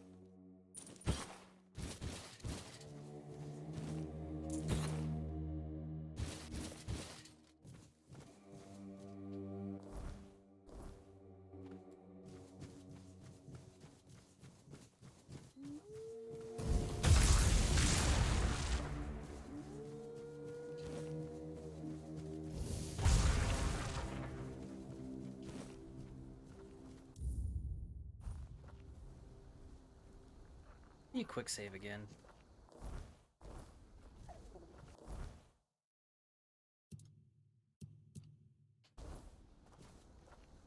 It goes on this menu, but I can't right now.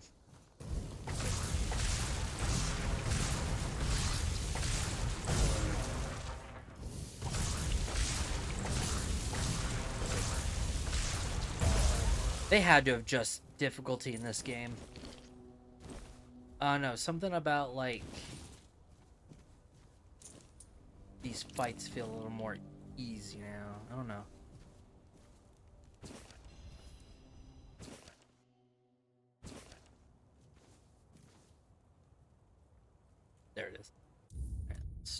load this game, make sure like nothing just fucked up.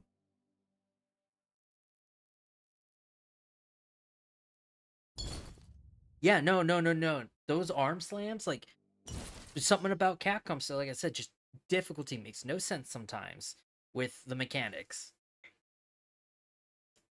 Like, you think you know, and then, yeah. Oh, you know what? Talking about bullshit mechanics? No. Yeah, good one. Metal Gear Solid 2. Fuck hard mode in that game. Not hard mode specifically, but, like, extreme. Because, in fucking Metal Gear Solid 2, if you play that game on the hardest difficulty and you have to fight the Rays, you have to fight fucking 20 to finish that fight. Fucking 20. Granted, it seems like I think I started to pick up on how to kind of manage the fight, because it does seem like they toned down the attacks in a sense if one of the Rays get close to you. It's hard to say, really. It's still a bullshit fight if you don't have any healing items, and the respawn rate of the items seem to be a little weak. But no, Metal Gear Solid 2's fucking boss fight in that game is fucking trash. 3's is much better from what I've like played a bit of and stuff.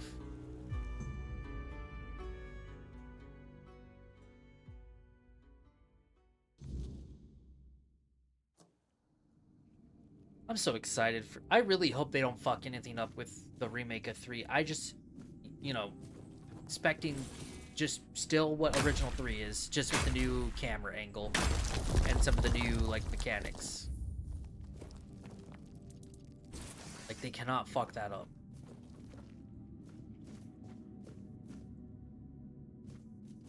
Because I love Metal Gear Solid 5, I really do, but I'm most likely gonna play the shit out of 3 remake.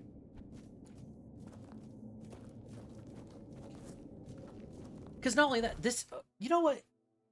My theory is, too, for how unfinished 5 technically is, I really wonder if there was supposed to be a camo index. I'm not even joking.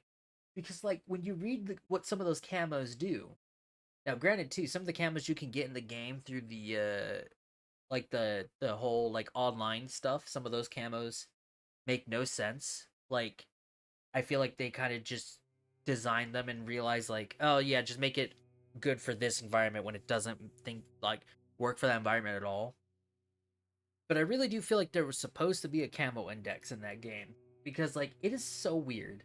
Because like, for example, the blue camo is supposed to be good on marshy areas. There's barely any marshy areas, so it's like, okay, well, it seems like this is supposed to be a nighttime camo because it's dark blue, definitely good for water, but like, what's the point of this camo? Like, I might as well just wear black. But I don't know. Like, I really feel like they were supposed to have an index in that, because one thing I love about 3, and the remake for 3 looks like it has a little bit of a upgrade to it and everything, because like, oh, it's just so nice actually seeing like the camo's gonna do its fucking job. I don't know. It's kind of weird. Jeez, that was fucking creepy to unpause too.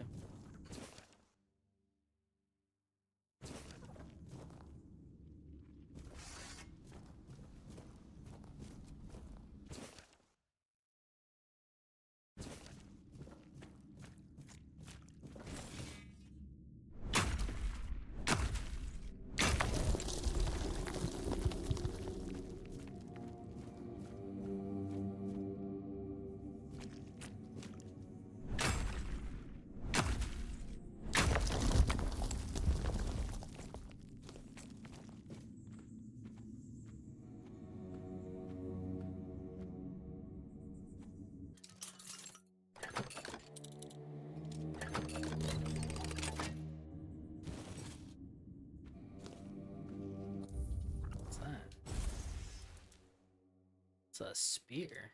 Just...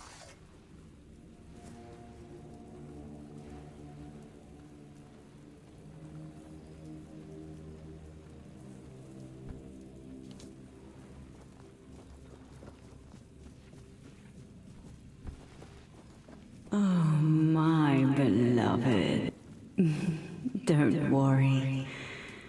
Now we can forget all about it.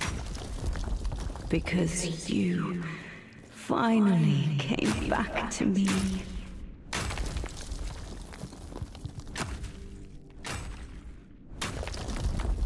Yeah, I think they updated the audio, because, God, it's much louder. Come closer. Hug me. I want to feel the warmth of your body. You cannot tempt me, witch!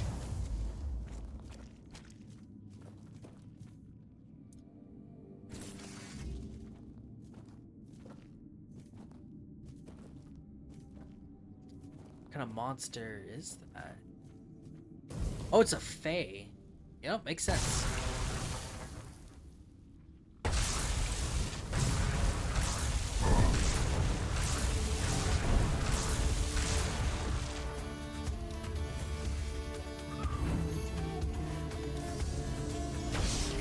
Down in the mines, you remember your command.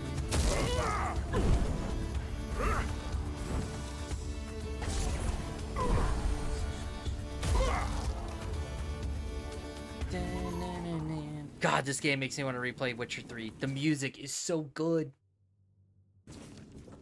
Dude, how is it that, like, Polish game developers know what's up?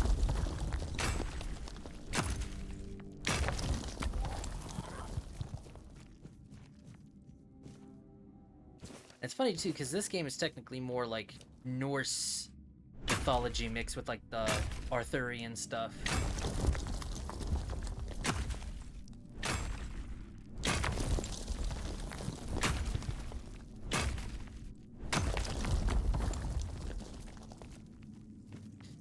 It's games like this that get me more into video game music and makes me start to, like,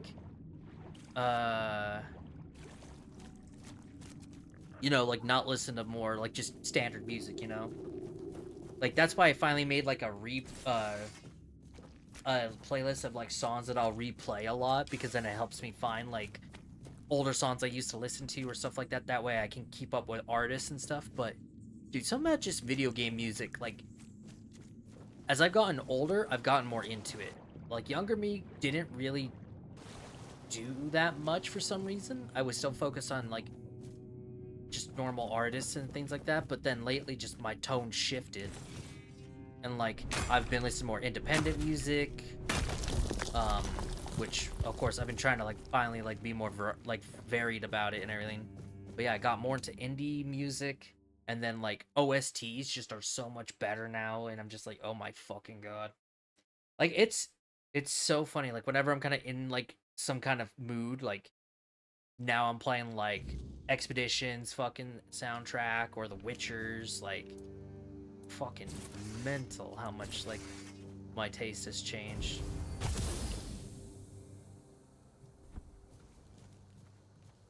And this game's OST is great because they have their own original music, which they do have an album for, or just listen to the actual, like, because this, I have the copyrighted music still turned on, and so we're listening to the music from the, like this one, I can't remember the name of this song, but this is just the instrumental version and shit. And so, like, listening to, like, the copyright free one, it is cool because, like, it's the developer's own version, but the copyrighted version is just so much better because it's just like you get more oomph, and then when you listen to it, like, in your car, you're just like, oh my fucking god.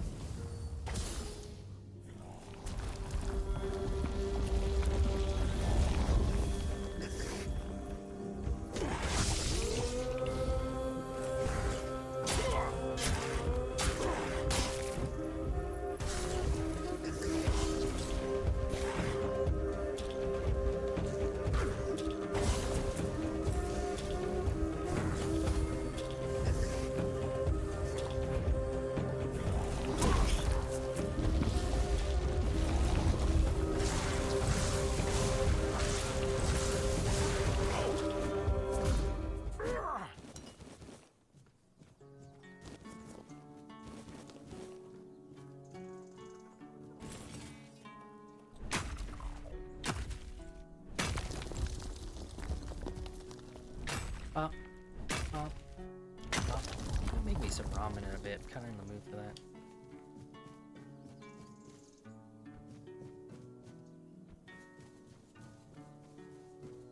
Actually, I think I got more of those buffalo chicken hot pockets.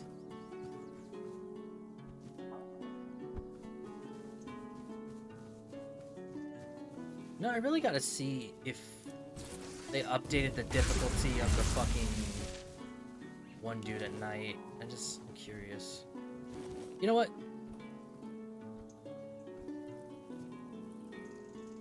We're about to fucking find out.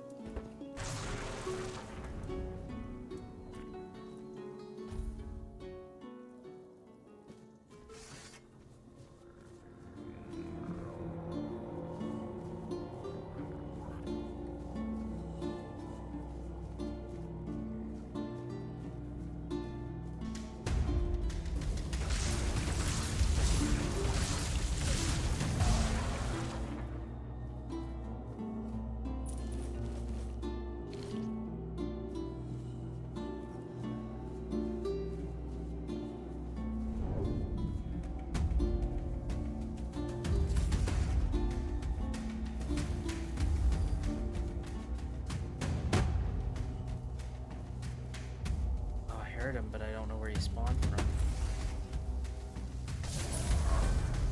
Level 40! Where is he?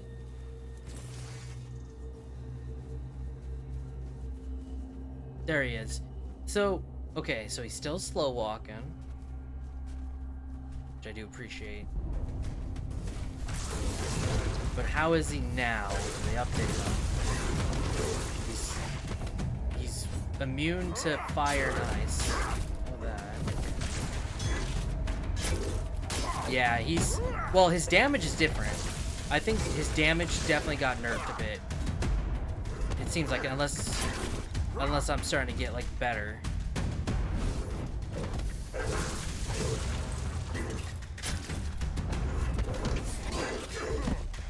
Okay, that attack is bullshit still.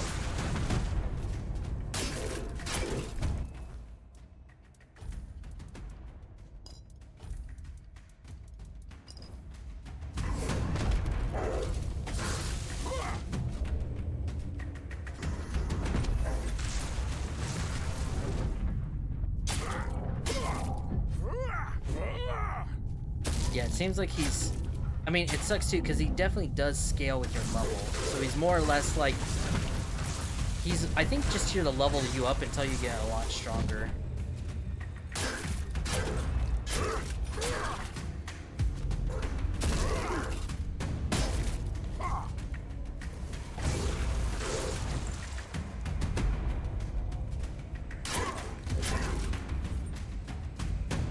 I think he perma-dies too when you kill him. I'm not sure, actually.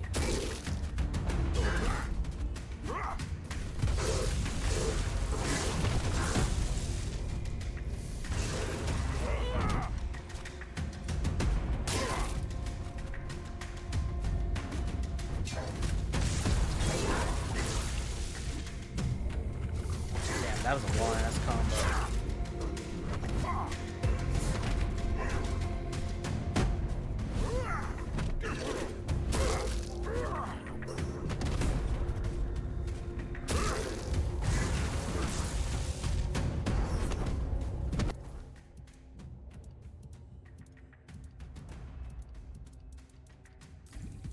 Definitely want to use some potions too and stuff. I should have made some of the... Oh wait.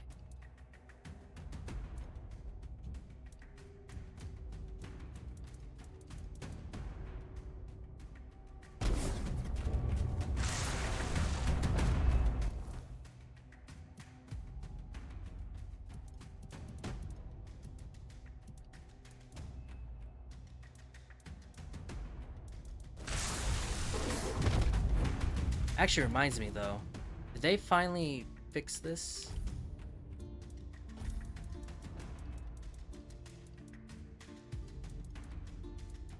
No, there's, I just don't understand that, man. Like, some of these other items just don't go here for some reason, and I don't know why. Like, why make a consumable that can't, you know, be added onto here? So weird.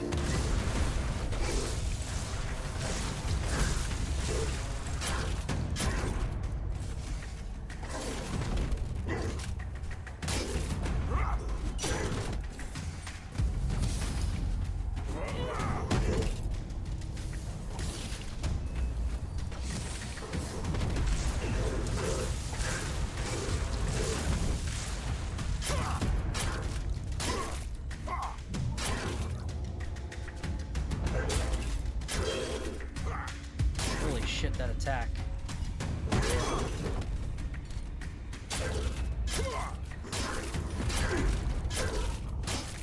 Look at that bleed stack, though. I didn't mean to eat all that shit.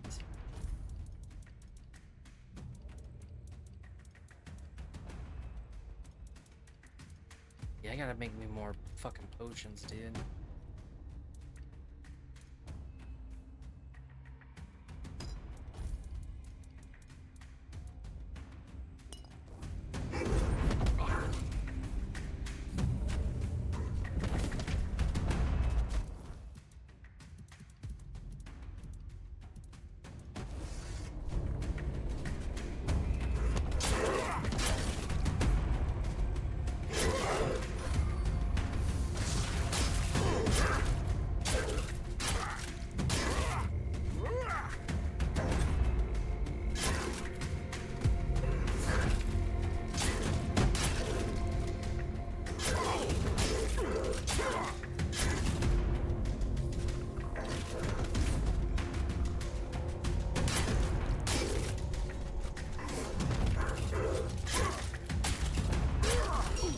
I think the status effect perk will work with these. I'll have to test that. Because then I could just stack up on these bleed proccing items. Oh wait, you know what?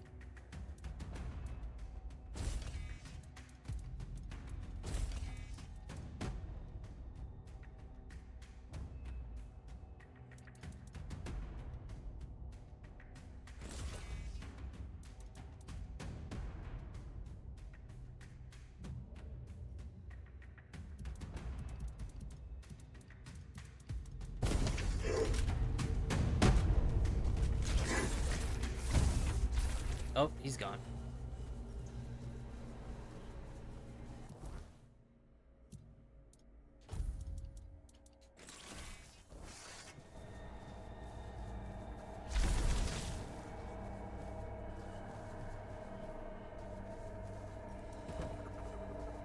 Oh, there's my bonfire.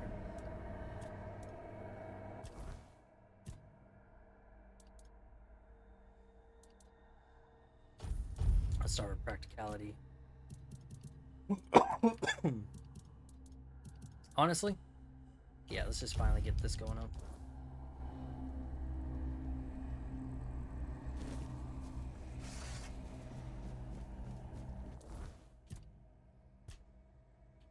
Well, sweet, we maxed out one-handed. Yeah, see, I just don't get it. Like, I mean, melee damage is its own thing, right? So, like, I'm gonna assume one-handed is affecting this. I'm gonna assume.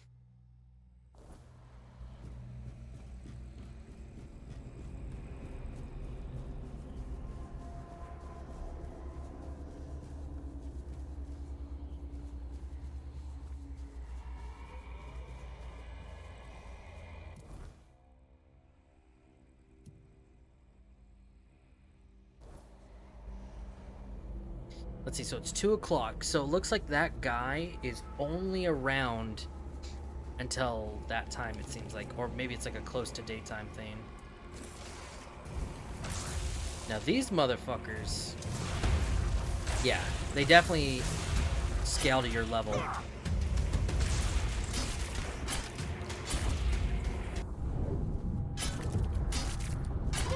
Oh, don't tell me he just appeared again.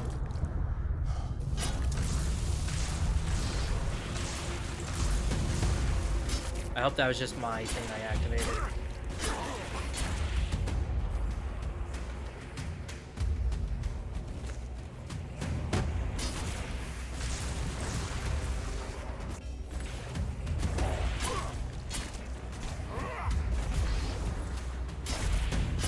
Look at that XP though.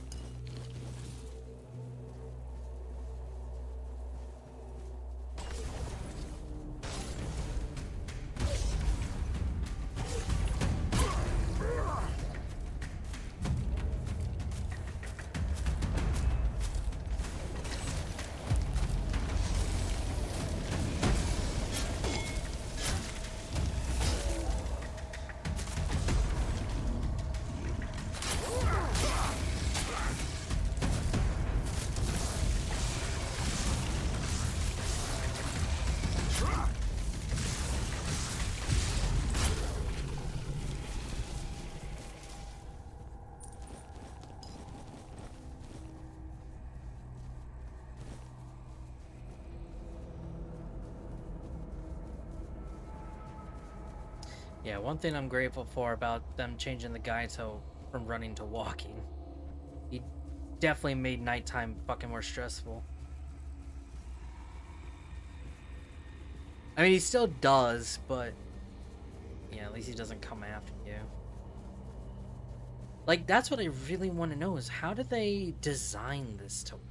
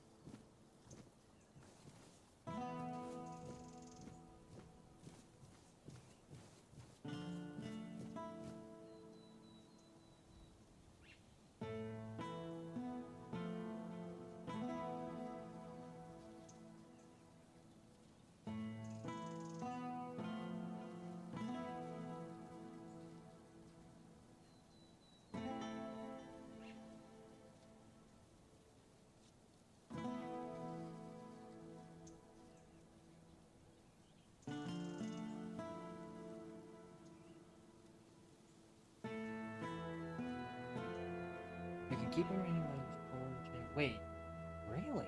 Might have to try that.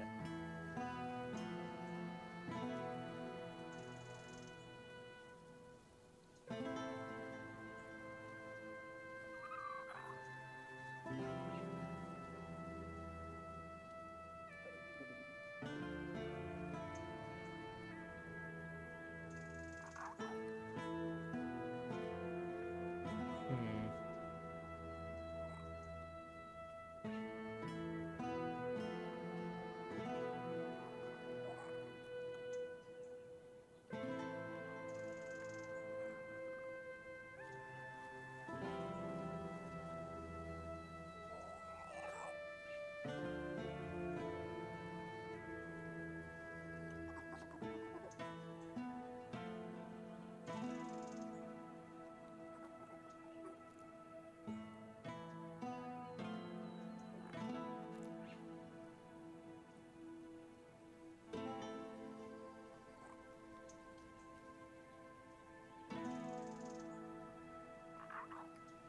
Oh, so he does eventually run away. Okay.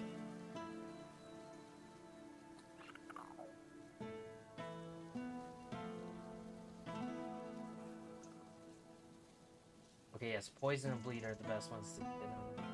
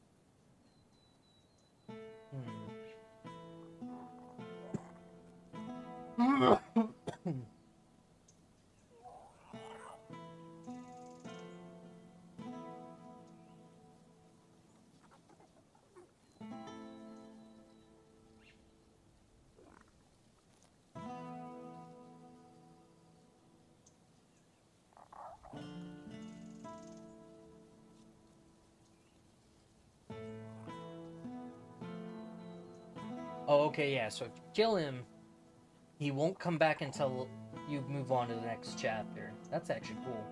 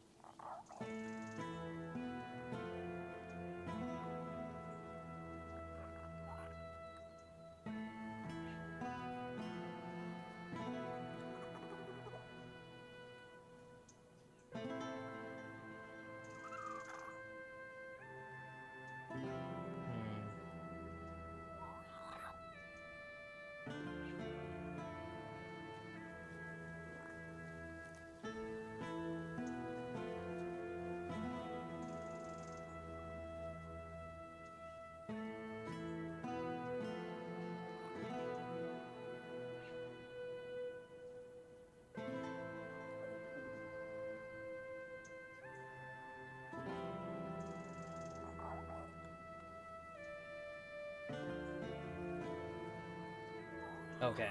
Yeah, it just seems like the weird rates basically scale with you. But it's still kind of like conflicting. But the only reason why I believe is because I think someone did test it, like when they redid their level and everything, like it practically was about the same amount of damage.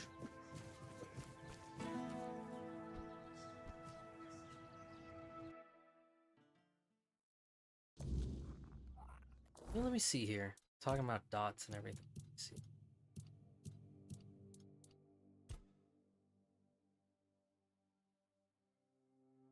Dealing elemental damage applies corresponding elemental status. Build up.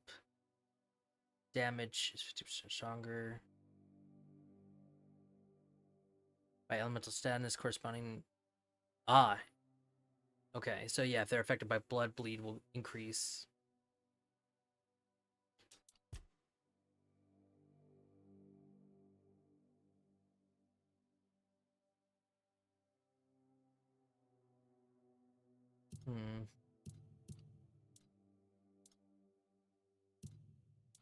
Here are statuses.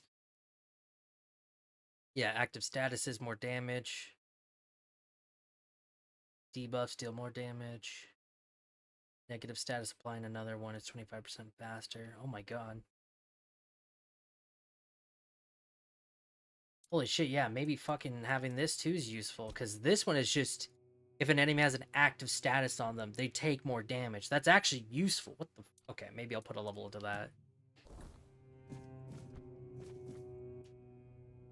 Really?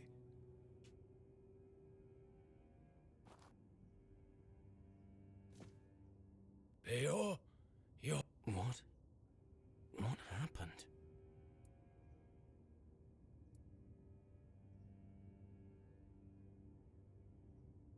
That's right. And what did I always tell you about... You're lucky this one showed up. Otherwise, I never would have guessed you fell in love with a weird beast.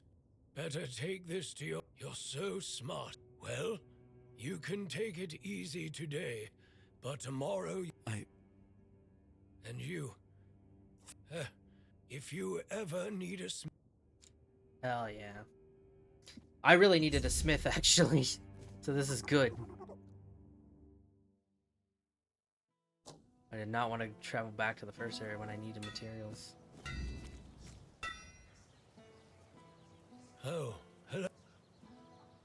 Beor is still wet behind the ears, and his heart is barely beating.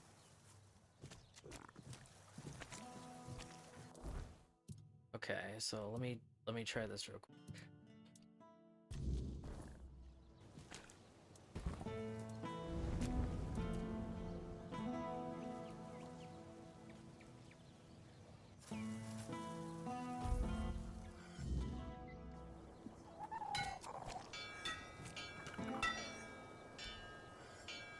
Beor is still wet behind the ears, and his heart is barely beating. Until... You came out alive. I'm not sure. I'm guessing some kind of spell. She was a monster. I can't believe it's over. Oh, and I didn't have a chance to express my gratitude. You risked your life for me. What do you need? I remember following her to that cursed place. I felt a great pain. I managed to get away each morning after that. He seems stern, but he's a good, hard-working man. I'm forging a new heart. I know I've only just gotten back the one that beats in my chest. It's easier for me to grow impatient and angry. So far, I see. all my attempts have failed. None of those hearts had the spark a forged replacement ought to have. There's a legend about the Stone Wardens. Sadly, I don't know much more than that. Dalriata master blacksmiths. They have their methods, passed down from generation to generation. I thought he just waved it off and told me to get on with some proper work. Well, since the Stone Wardens are all Dalriata, a Dalriata selling books, I was planning to ask her about the legends myself. Thank you.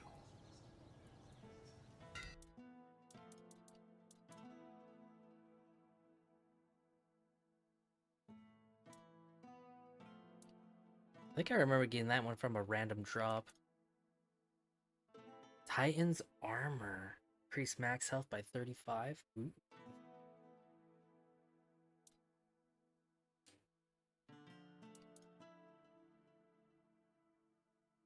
Attack speed. Ooh, okay. Oh, looks like he does sell some of the ore that you can find here.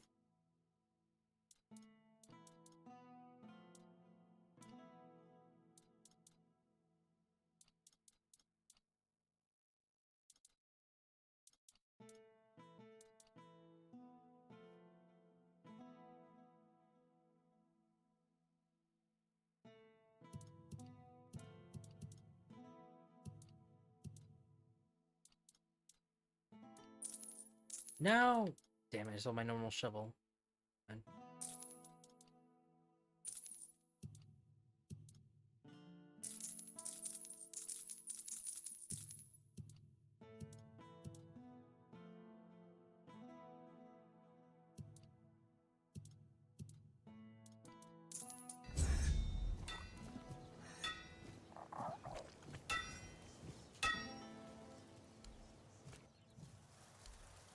Bail.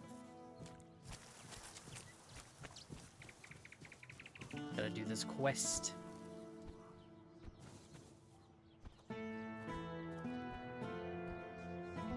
Might as well talk to her and then see where this goes, and then might take a break, make me that ramen real quick.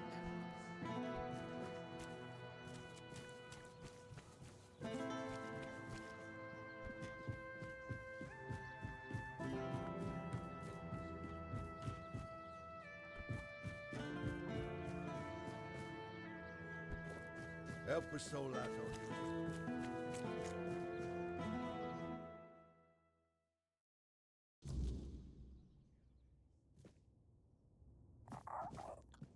I swear if I catch that bastard. What? Aye, something happened. Some blighter broke in and stole every book about the beautiful Liliana. Oh god. Not a loose page left. That. Aye, one of the soldiers. He threw a fit a few days ago. There's no chance I'd ever allow that. Give it 2 months. Can't say I wouldn't be grateful. The lad's name is Walter. So if you do find him, well, welcome to Vril. Welcome back. And you're asking me because I was born in the tribe? I have nothing to tell you. Those are lead, but I think I have some books about the Stone Wardens.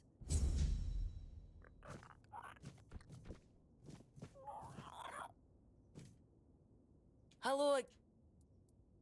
Or do I have to...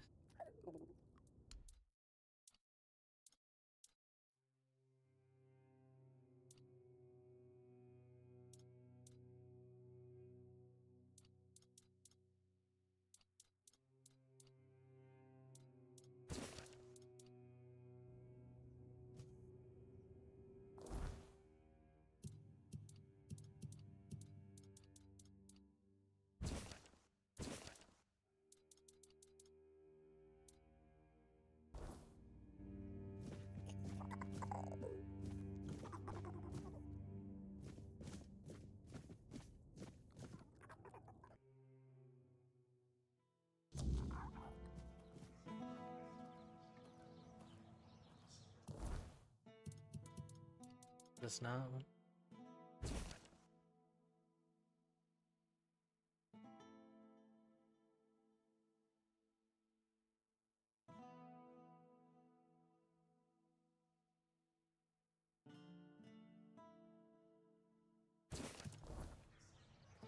Yeah, I'm gonna double check.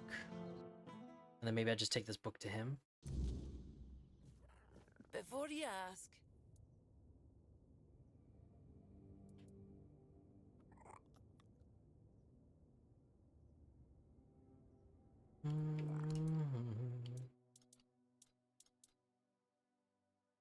Oh. Okay, that's probably what I'm looking for, I bet.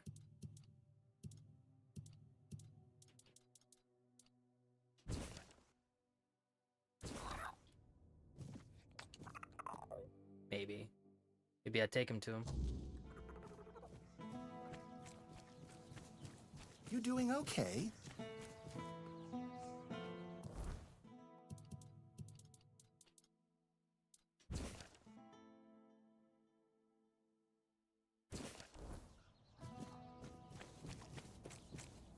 Maybe I have to find more books. Oh man, that would suck.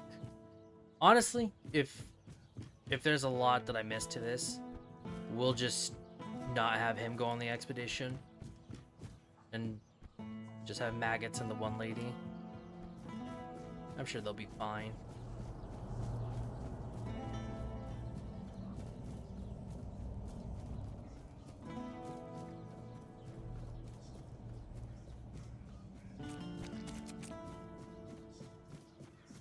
I think I like about this game on consoles, you kind of have the option now to reduce some of the stuff for your graphics. More games should do that, like What do you need? grass density adjustments and stuff. Hasn't been easy for him. You've seen what they did to the tree even before I got. Come back if... Shit, yeah, I might need to find more books and stuff. That man looks like he needs to take a shit.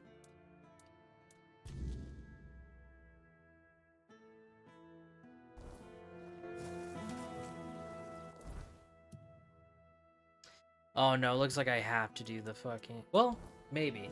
Let me go get Maggot, and then... I'll see if that works. But if not, and I have to get them, shit. I mean, like, we bought the books. Maybe no, yeah, those were the only 2 books she had.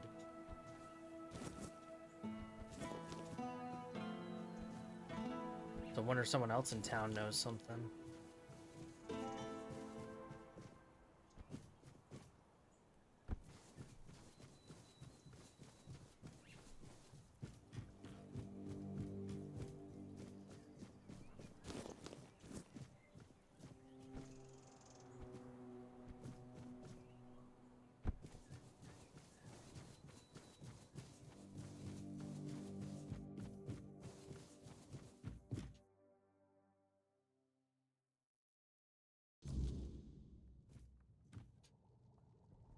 Really?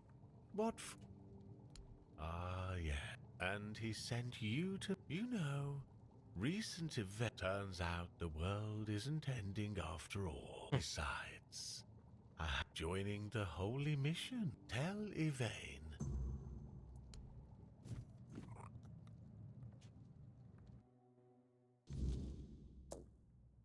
Yeah, let's just see if this will work. I wish this guy had a fast travel beacon next to him.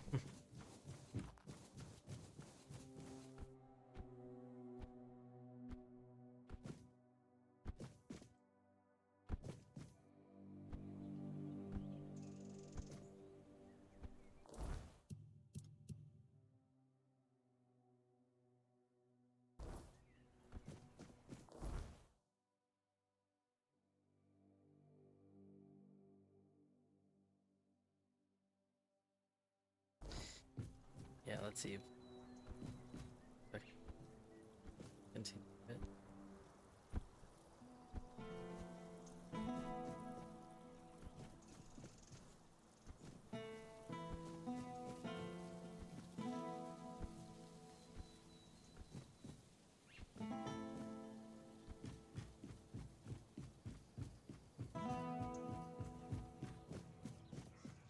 Just trying to think. Stone.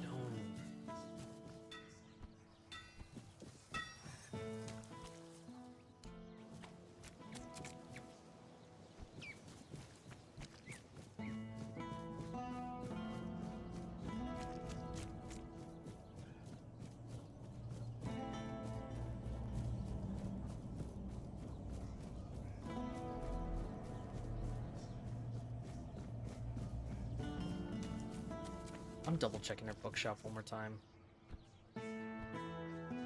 But also, this hello lady does there. adventures. Let me see. Good to see.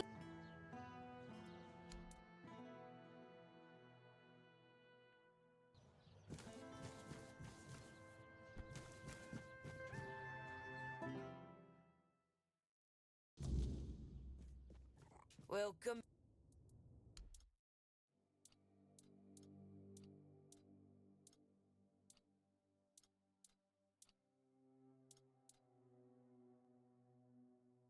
Oh my god, did I really miss? Just give me the whole fucking. Just put everything in the one book. I feel like. No, I already have it. I'm so confused here.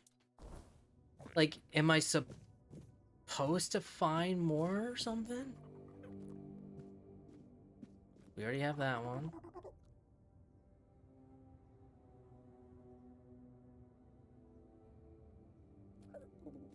I don't know if the crimes count.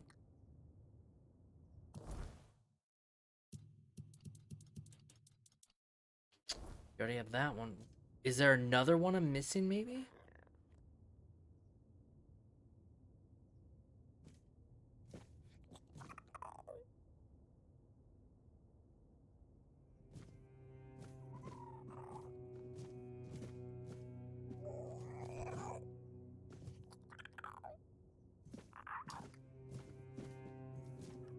Anything? Hello. Oh, Fuck. Having fun, are we? I don't think you should be doing that.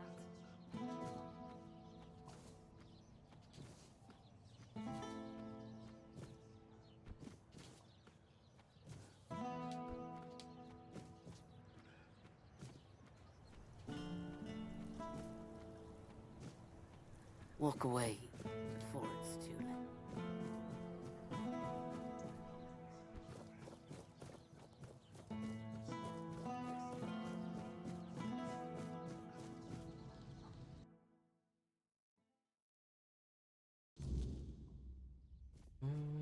the less attention, the better. What new? Well done. Naturally, I would have preferred to bring them all, but two will Oh wow, make it fine does count. company. Perhaps along the way, we'll meet others willing to lend us their skills. After all, I can hardly believe you're the only one bold enough to roam the world in search for adventure.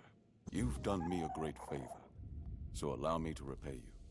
Before I depart, know this. You brought change to Connacht and earned my deepest gratitude. Let my repayment be the blessing my lineage received from King Arthur himself.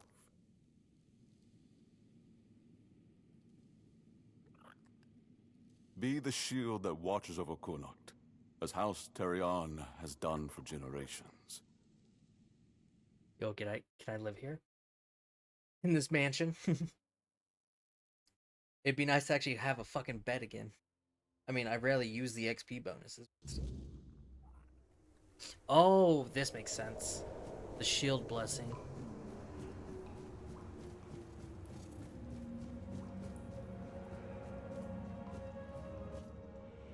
I am his oath, the weight of duty that shields the faithful.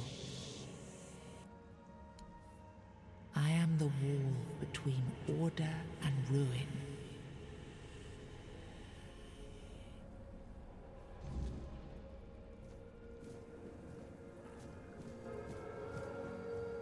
Oh.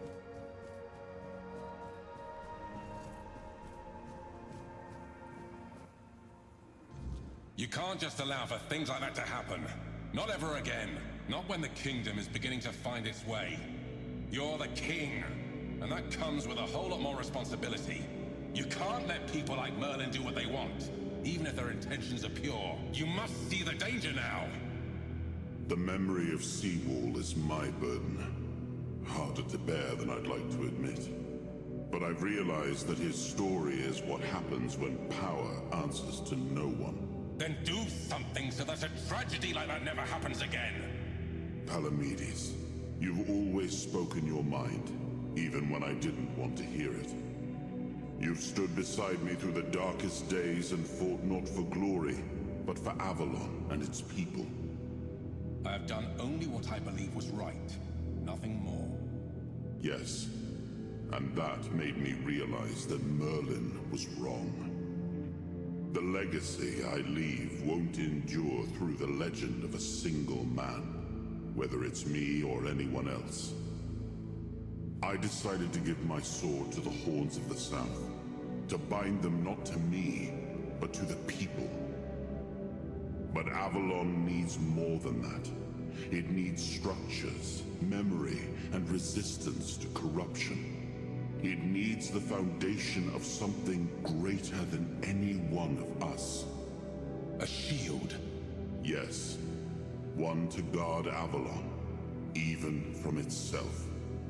You've proven yourself time and again, so my shield is yours, Palamedes. Not just to wield, but to become.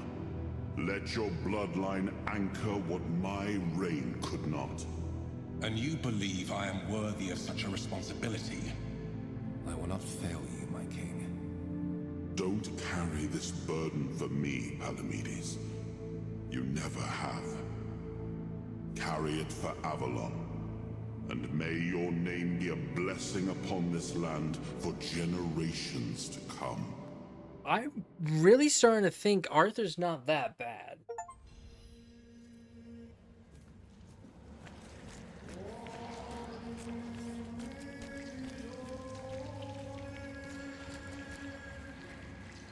Look at him. I mean, it really just seems like he struggled to keep this land safe.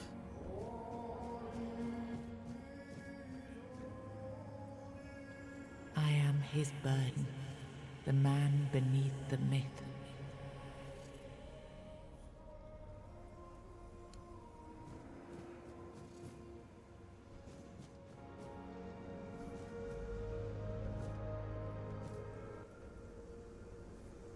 Now I understand. The shield isn't an object. It's the bloodline itself. But I also remember the shield was meant to resist. Not enemies, not blades, but corruption, compromise, cowardice. Palamedes understood that. Nothing I've seen here reminds me of him. Nothing resembles the kingdom we were trying to build. Lord Yvain, a joke of a man. A mere shadow of his ancestor. Not worthy of his title, nor of leading his people. Oof. Yeah, you know what? Maybe I'd take that back a bit. I tried to build something lasting. Something that wouldn't depend on me to survive. I distributed power, tied it to oaths, not blood. Gave regions autonomy, left behind symbols to bind them. But what we've seen so far, that's not a kingdom. That's theater. People playing at being lords and commanders, taking on roles they don't even understand.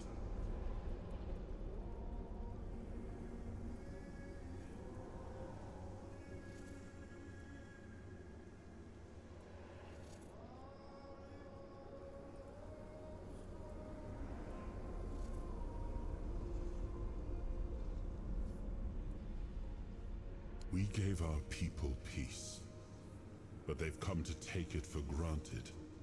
Perhaps those who live without struggle grow soft, and in comfort, they let go of their values. Symbols, without the will to uphold them, are little more than ornament. All I've seen here is fear. Indecisive men wearing the mask of power. But their power comes from symbols they don't even understand. And when a decision needs to be made, they hesitate. When danger appears, they flinch. Denholm, commander of Camelot's forces, is incapable of acting without direct orders.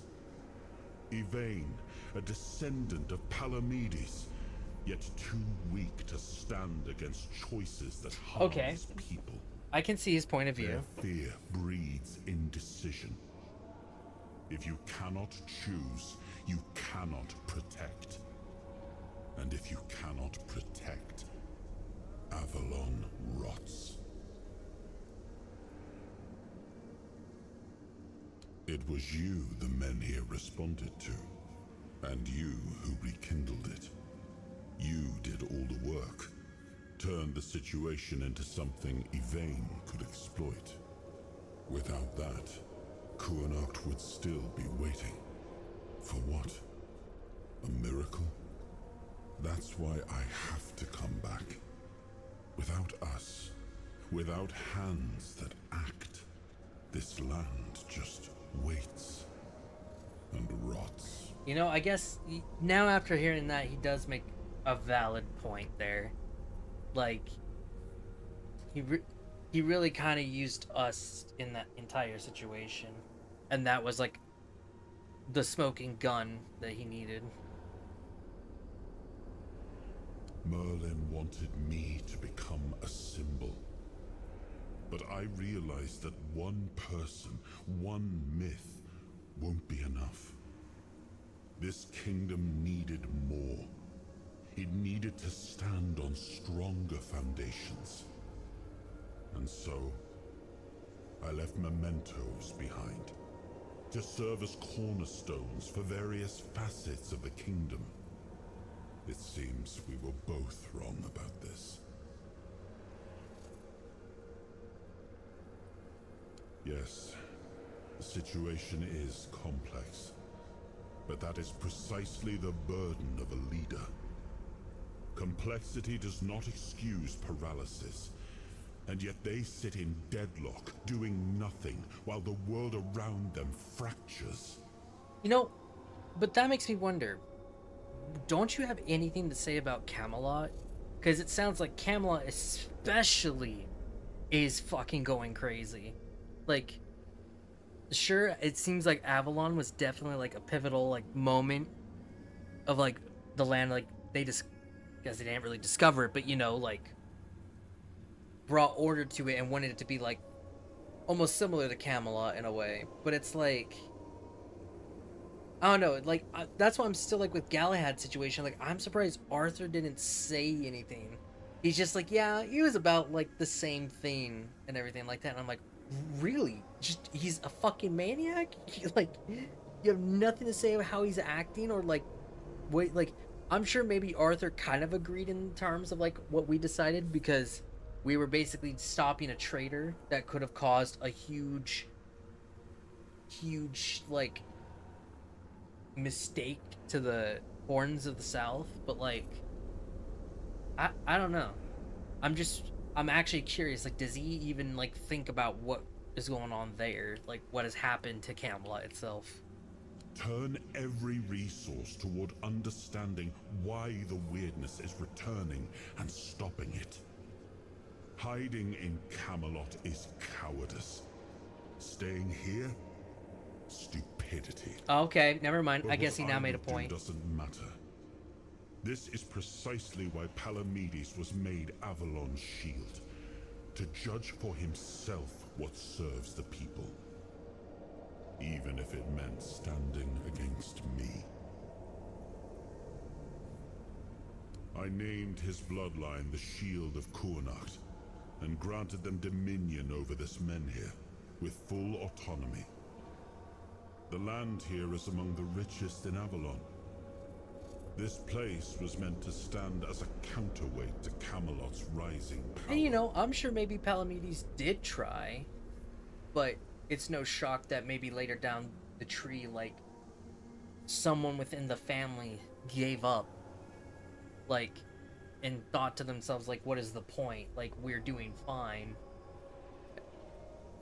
But of course, it also seems like at the same time, like, this land has been going through some hell for a while with the weirdness. Well, my friend, they still call me the once and future king. Still hold feasts in my name. Feasts won't save them, but action might. We've wasted enough time.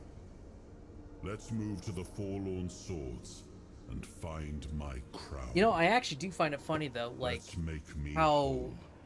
It's the last hope for this wretched king. mainly this dude that we were talking to earlier, the ruler of this place. I don't know why his name just spaced out for me. Like, I love how we told him, like, oh yeah, I have King Arthur's soul, and yet he doesn't believe me. Like, I activated the men here. Doesn't that say something?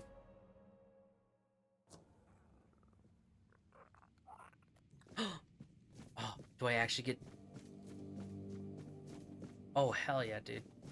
Free home. The less attention, the better. You just a guard? Yeah, you're just a guard.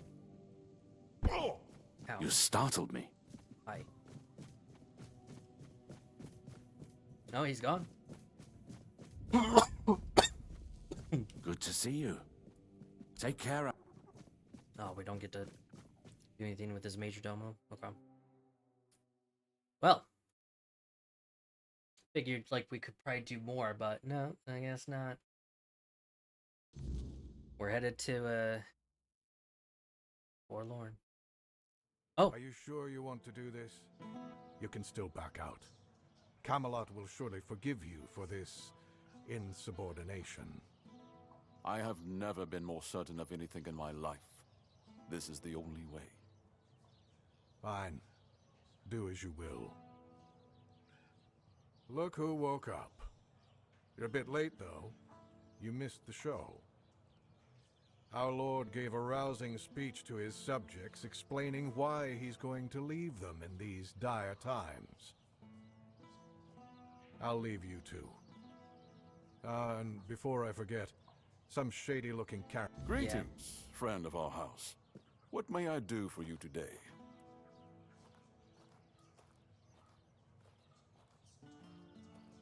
As soon as the necessary preparations are complete.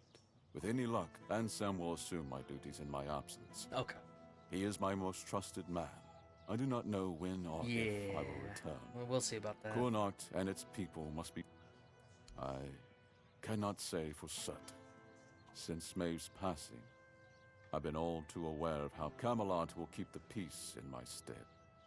And I can only hope that the people of Connacht will come to trust at home. And we may not agree on every matter.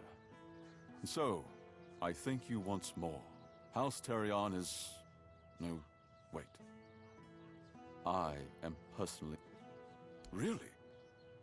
I hope he supports my decision to embark on the quest for the Holy Grail. Although, in sure truth, he would, though. It doesn't really matter. I made my decision, and I'll stand by it. Whether my noble ancestor approves or not. Well, and now you are the shield of my people. Okay, yeah, see, now hearing this, it's like... Yeah, maybe Arthur was a little harsh.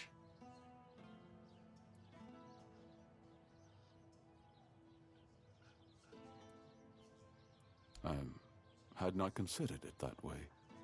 I want to give them the chance that Camelot failed to provide, but your words are kind. The story of my family began. Farewell. Oh yeah. Give him a little motivation boost.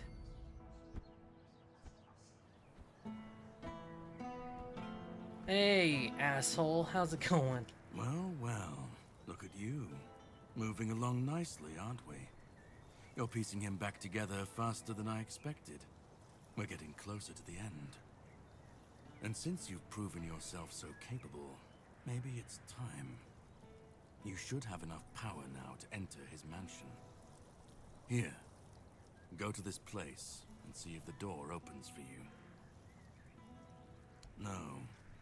If you want to know the truth about the man pulling the strings, it's time you took a look behind the curtain. It's the house of someone I once called my employer, Orin. The same one whose plans got you out of the island asylum. Or? I don't know. We stopped seeing eye to eye on certain things, and our relationship soured. No, not really. There's one last piece of Arthur's soul waiting for you. The third artifact. His crown, this time. You'll find it deep in the forlorn Why is it swords the helmet? God in the damn it. capital city of Dalriata. Meet with Gerfan. He'll either attack you on sight, or explain everything patiently, depending on how he feels about... Oh, you'll see for yourself. How would I know? I'd say going into Dalriata territory is a surprise all on its own. But don't worry, they've got bigger problems at the moment than you sneaking off with their sacred helmet. Once you're done, meet me at the Charred Conclave. That's where we'll finish this, one way or another. I really love this man of just like, you know what? Like, if you disagree with me, I don't give a fuck.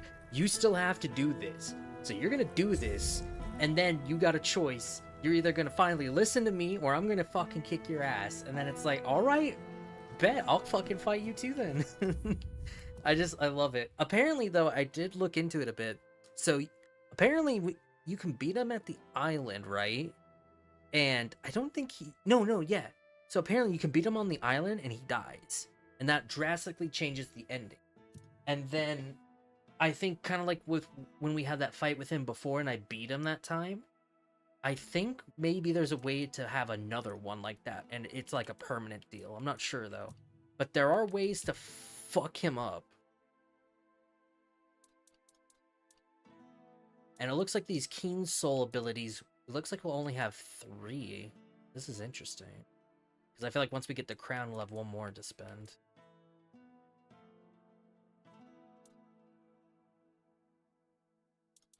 What does this do? Activating the Keen Soul creates a blast of energy, dealing damage around you. When using Keen Soul, a weird shield collects 10% of the damage dealt to you when Keen Soul ends. You gain mana shield equal to accumulated damage for 30 seconds. Enemies take the amount of damage you have dealt to them when using Keen Soul once again after it ends. Ooh. You create another blast of energy. Your damage increases by 50% for each enemy. Ooh. Dealing damage has a small chance to create a weird essence, which can collect a general portion of Keen Soul.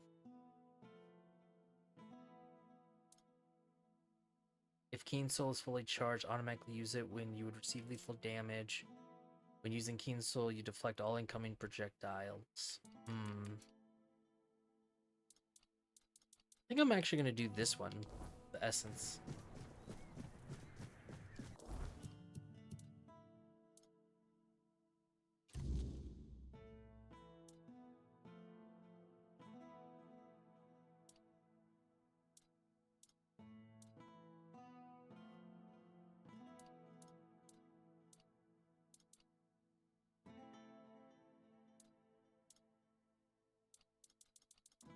Did we not get a quest for that mansion bit?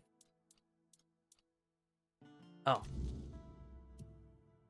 Warren's old tower. Oh, that tower. Alright.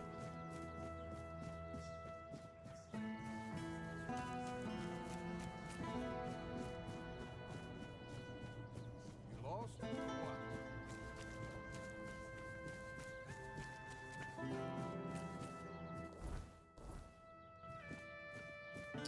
Here's what I'm gonna do.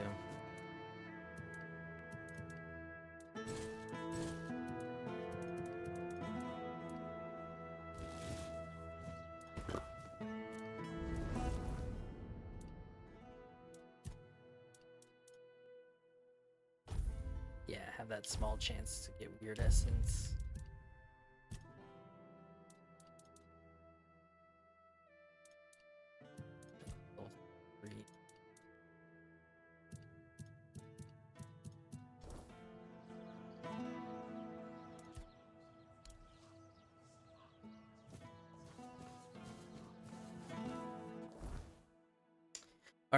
I'm gonna take a break. We're being watched. Oh. Your armor won't save you. Ow. Back to your hovel, coward.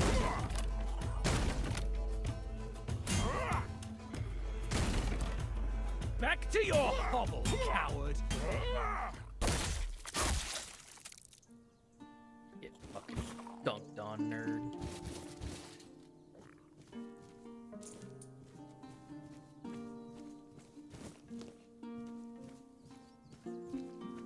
Oh yeah, I should have went and bought alchemy ingredients. Actually, no, right. I don't think there was any good alchemists in this area. I think I had to, like, go back to Horns of the South if I want to do that.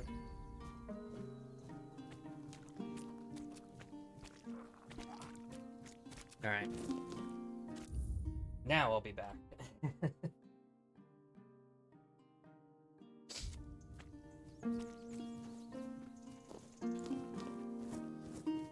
But yeah, I will say though, the performance on this definitely improved, so I'm hoping when I play on console it got a lot better.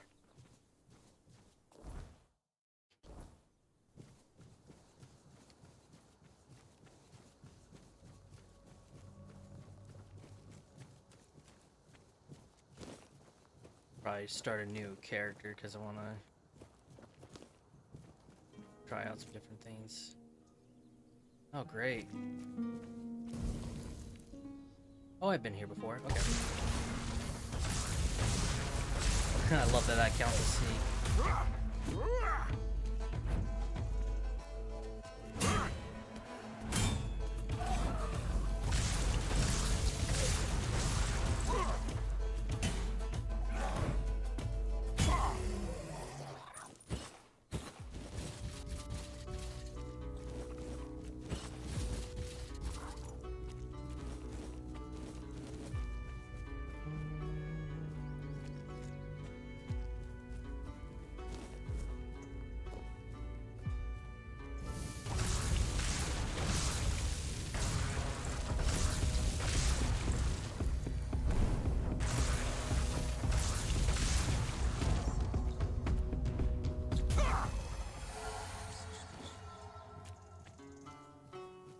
Oh, right. We did find this. So this is like our actual introduction to this.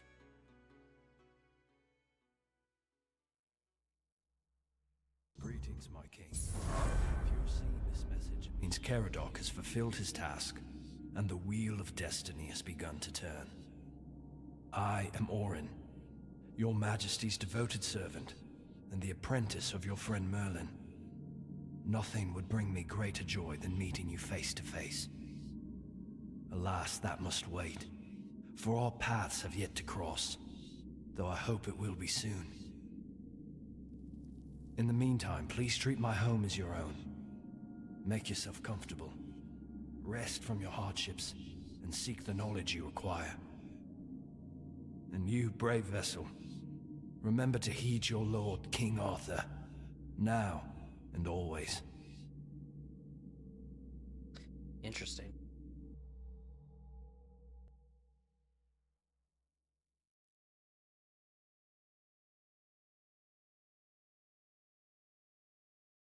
I'm going to use this moment to level up. That way, when we're back.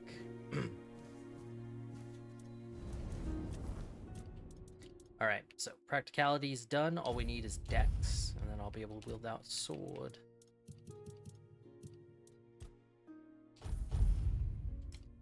Cool. I am at 80% for sold goods, so I'll probably for sure like up my thing to at least like, let's see. So if the bought goods is 100%, I would feel like at least 110 or 20% should be more than enough to basically make a profit.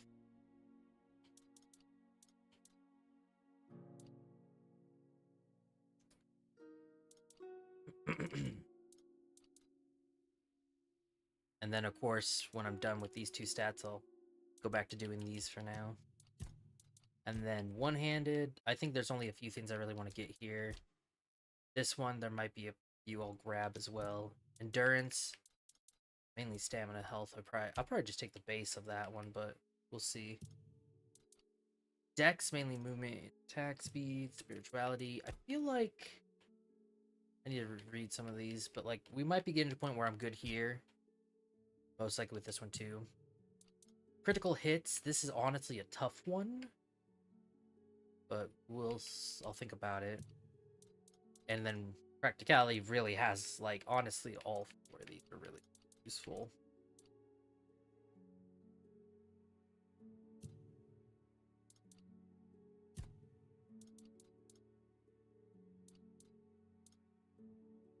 You know what? If we only do get 3 points for this thing, that's not bad actually.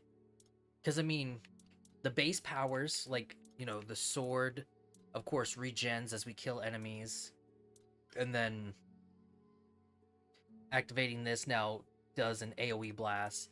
So kind of like having minimal of these, like, already are pretty powerful. Like, this honestly is good because this really does help reduce the damage whenever I use that. And now this, I guess we'll see how this works. Because I assume it's just when you deal damage, you'll get like a little thing to absorb and stuff. So mixing that with killing enemies should be pretty useful. You can only imagine what the crown's gonna be.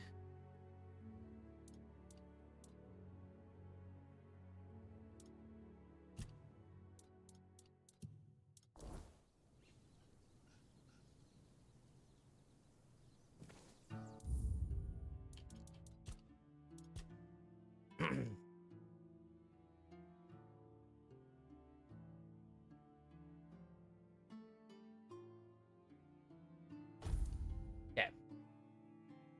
Cool. We will stop right there.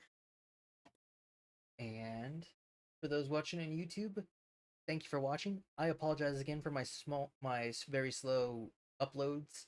I should be back onto them a little bit more now. I'll probably start it tonight or tomorrow. So until then, we'll see you in the next episode. Have a good night.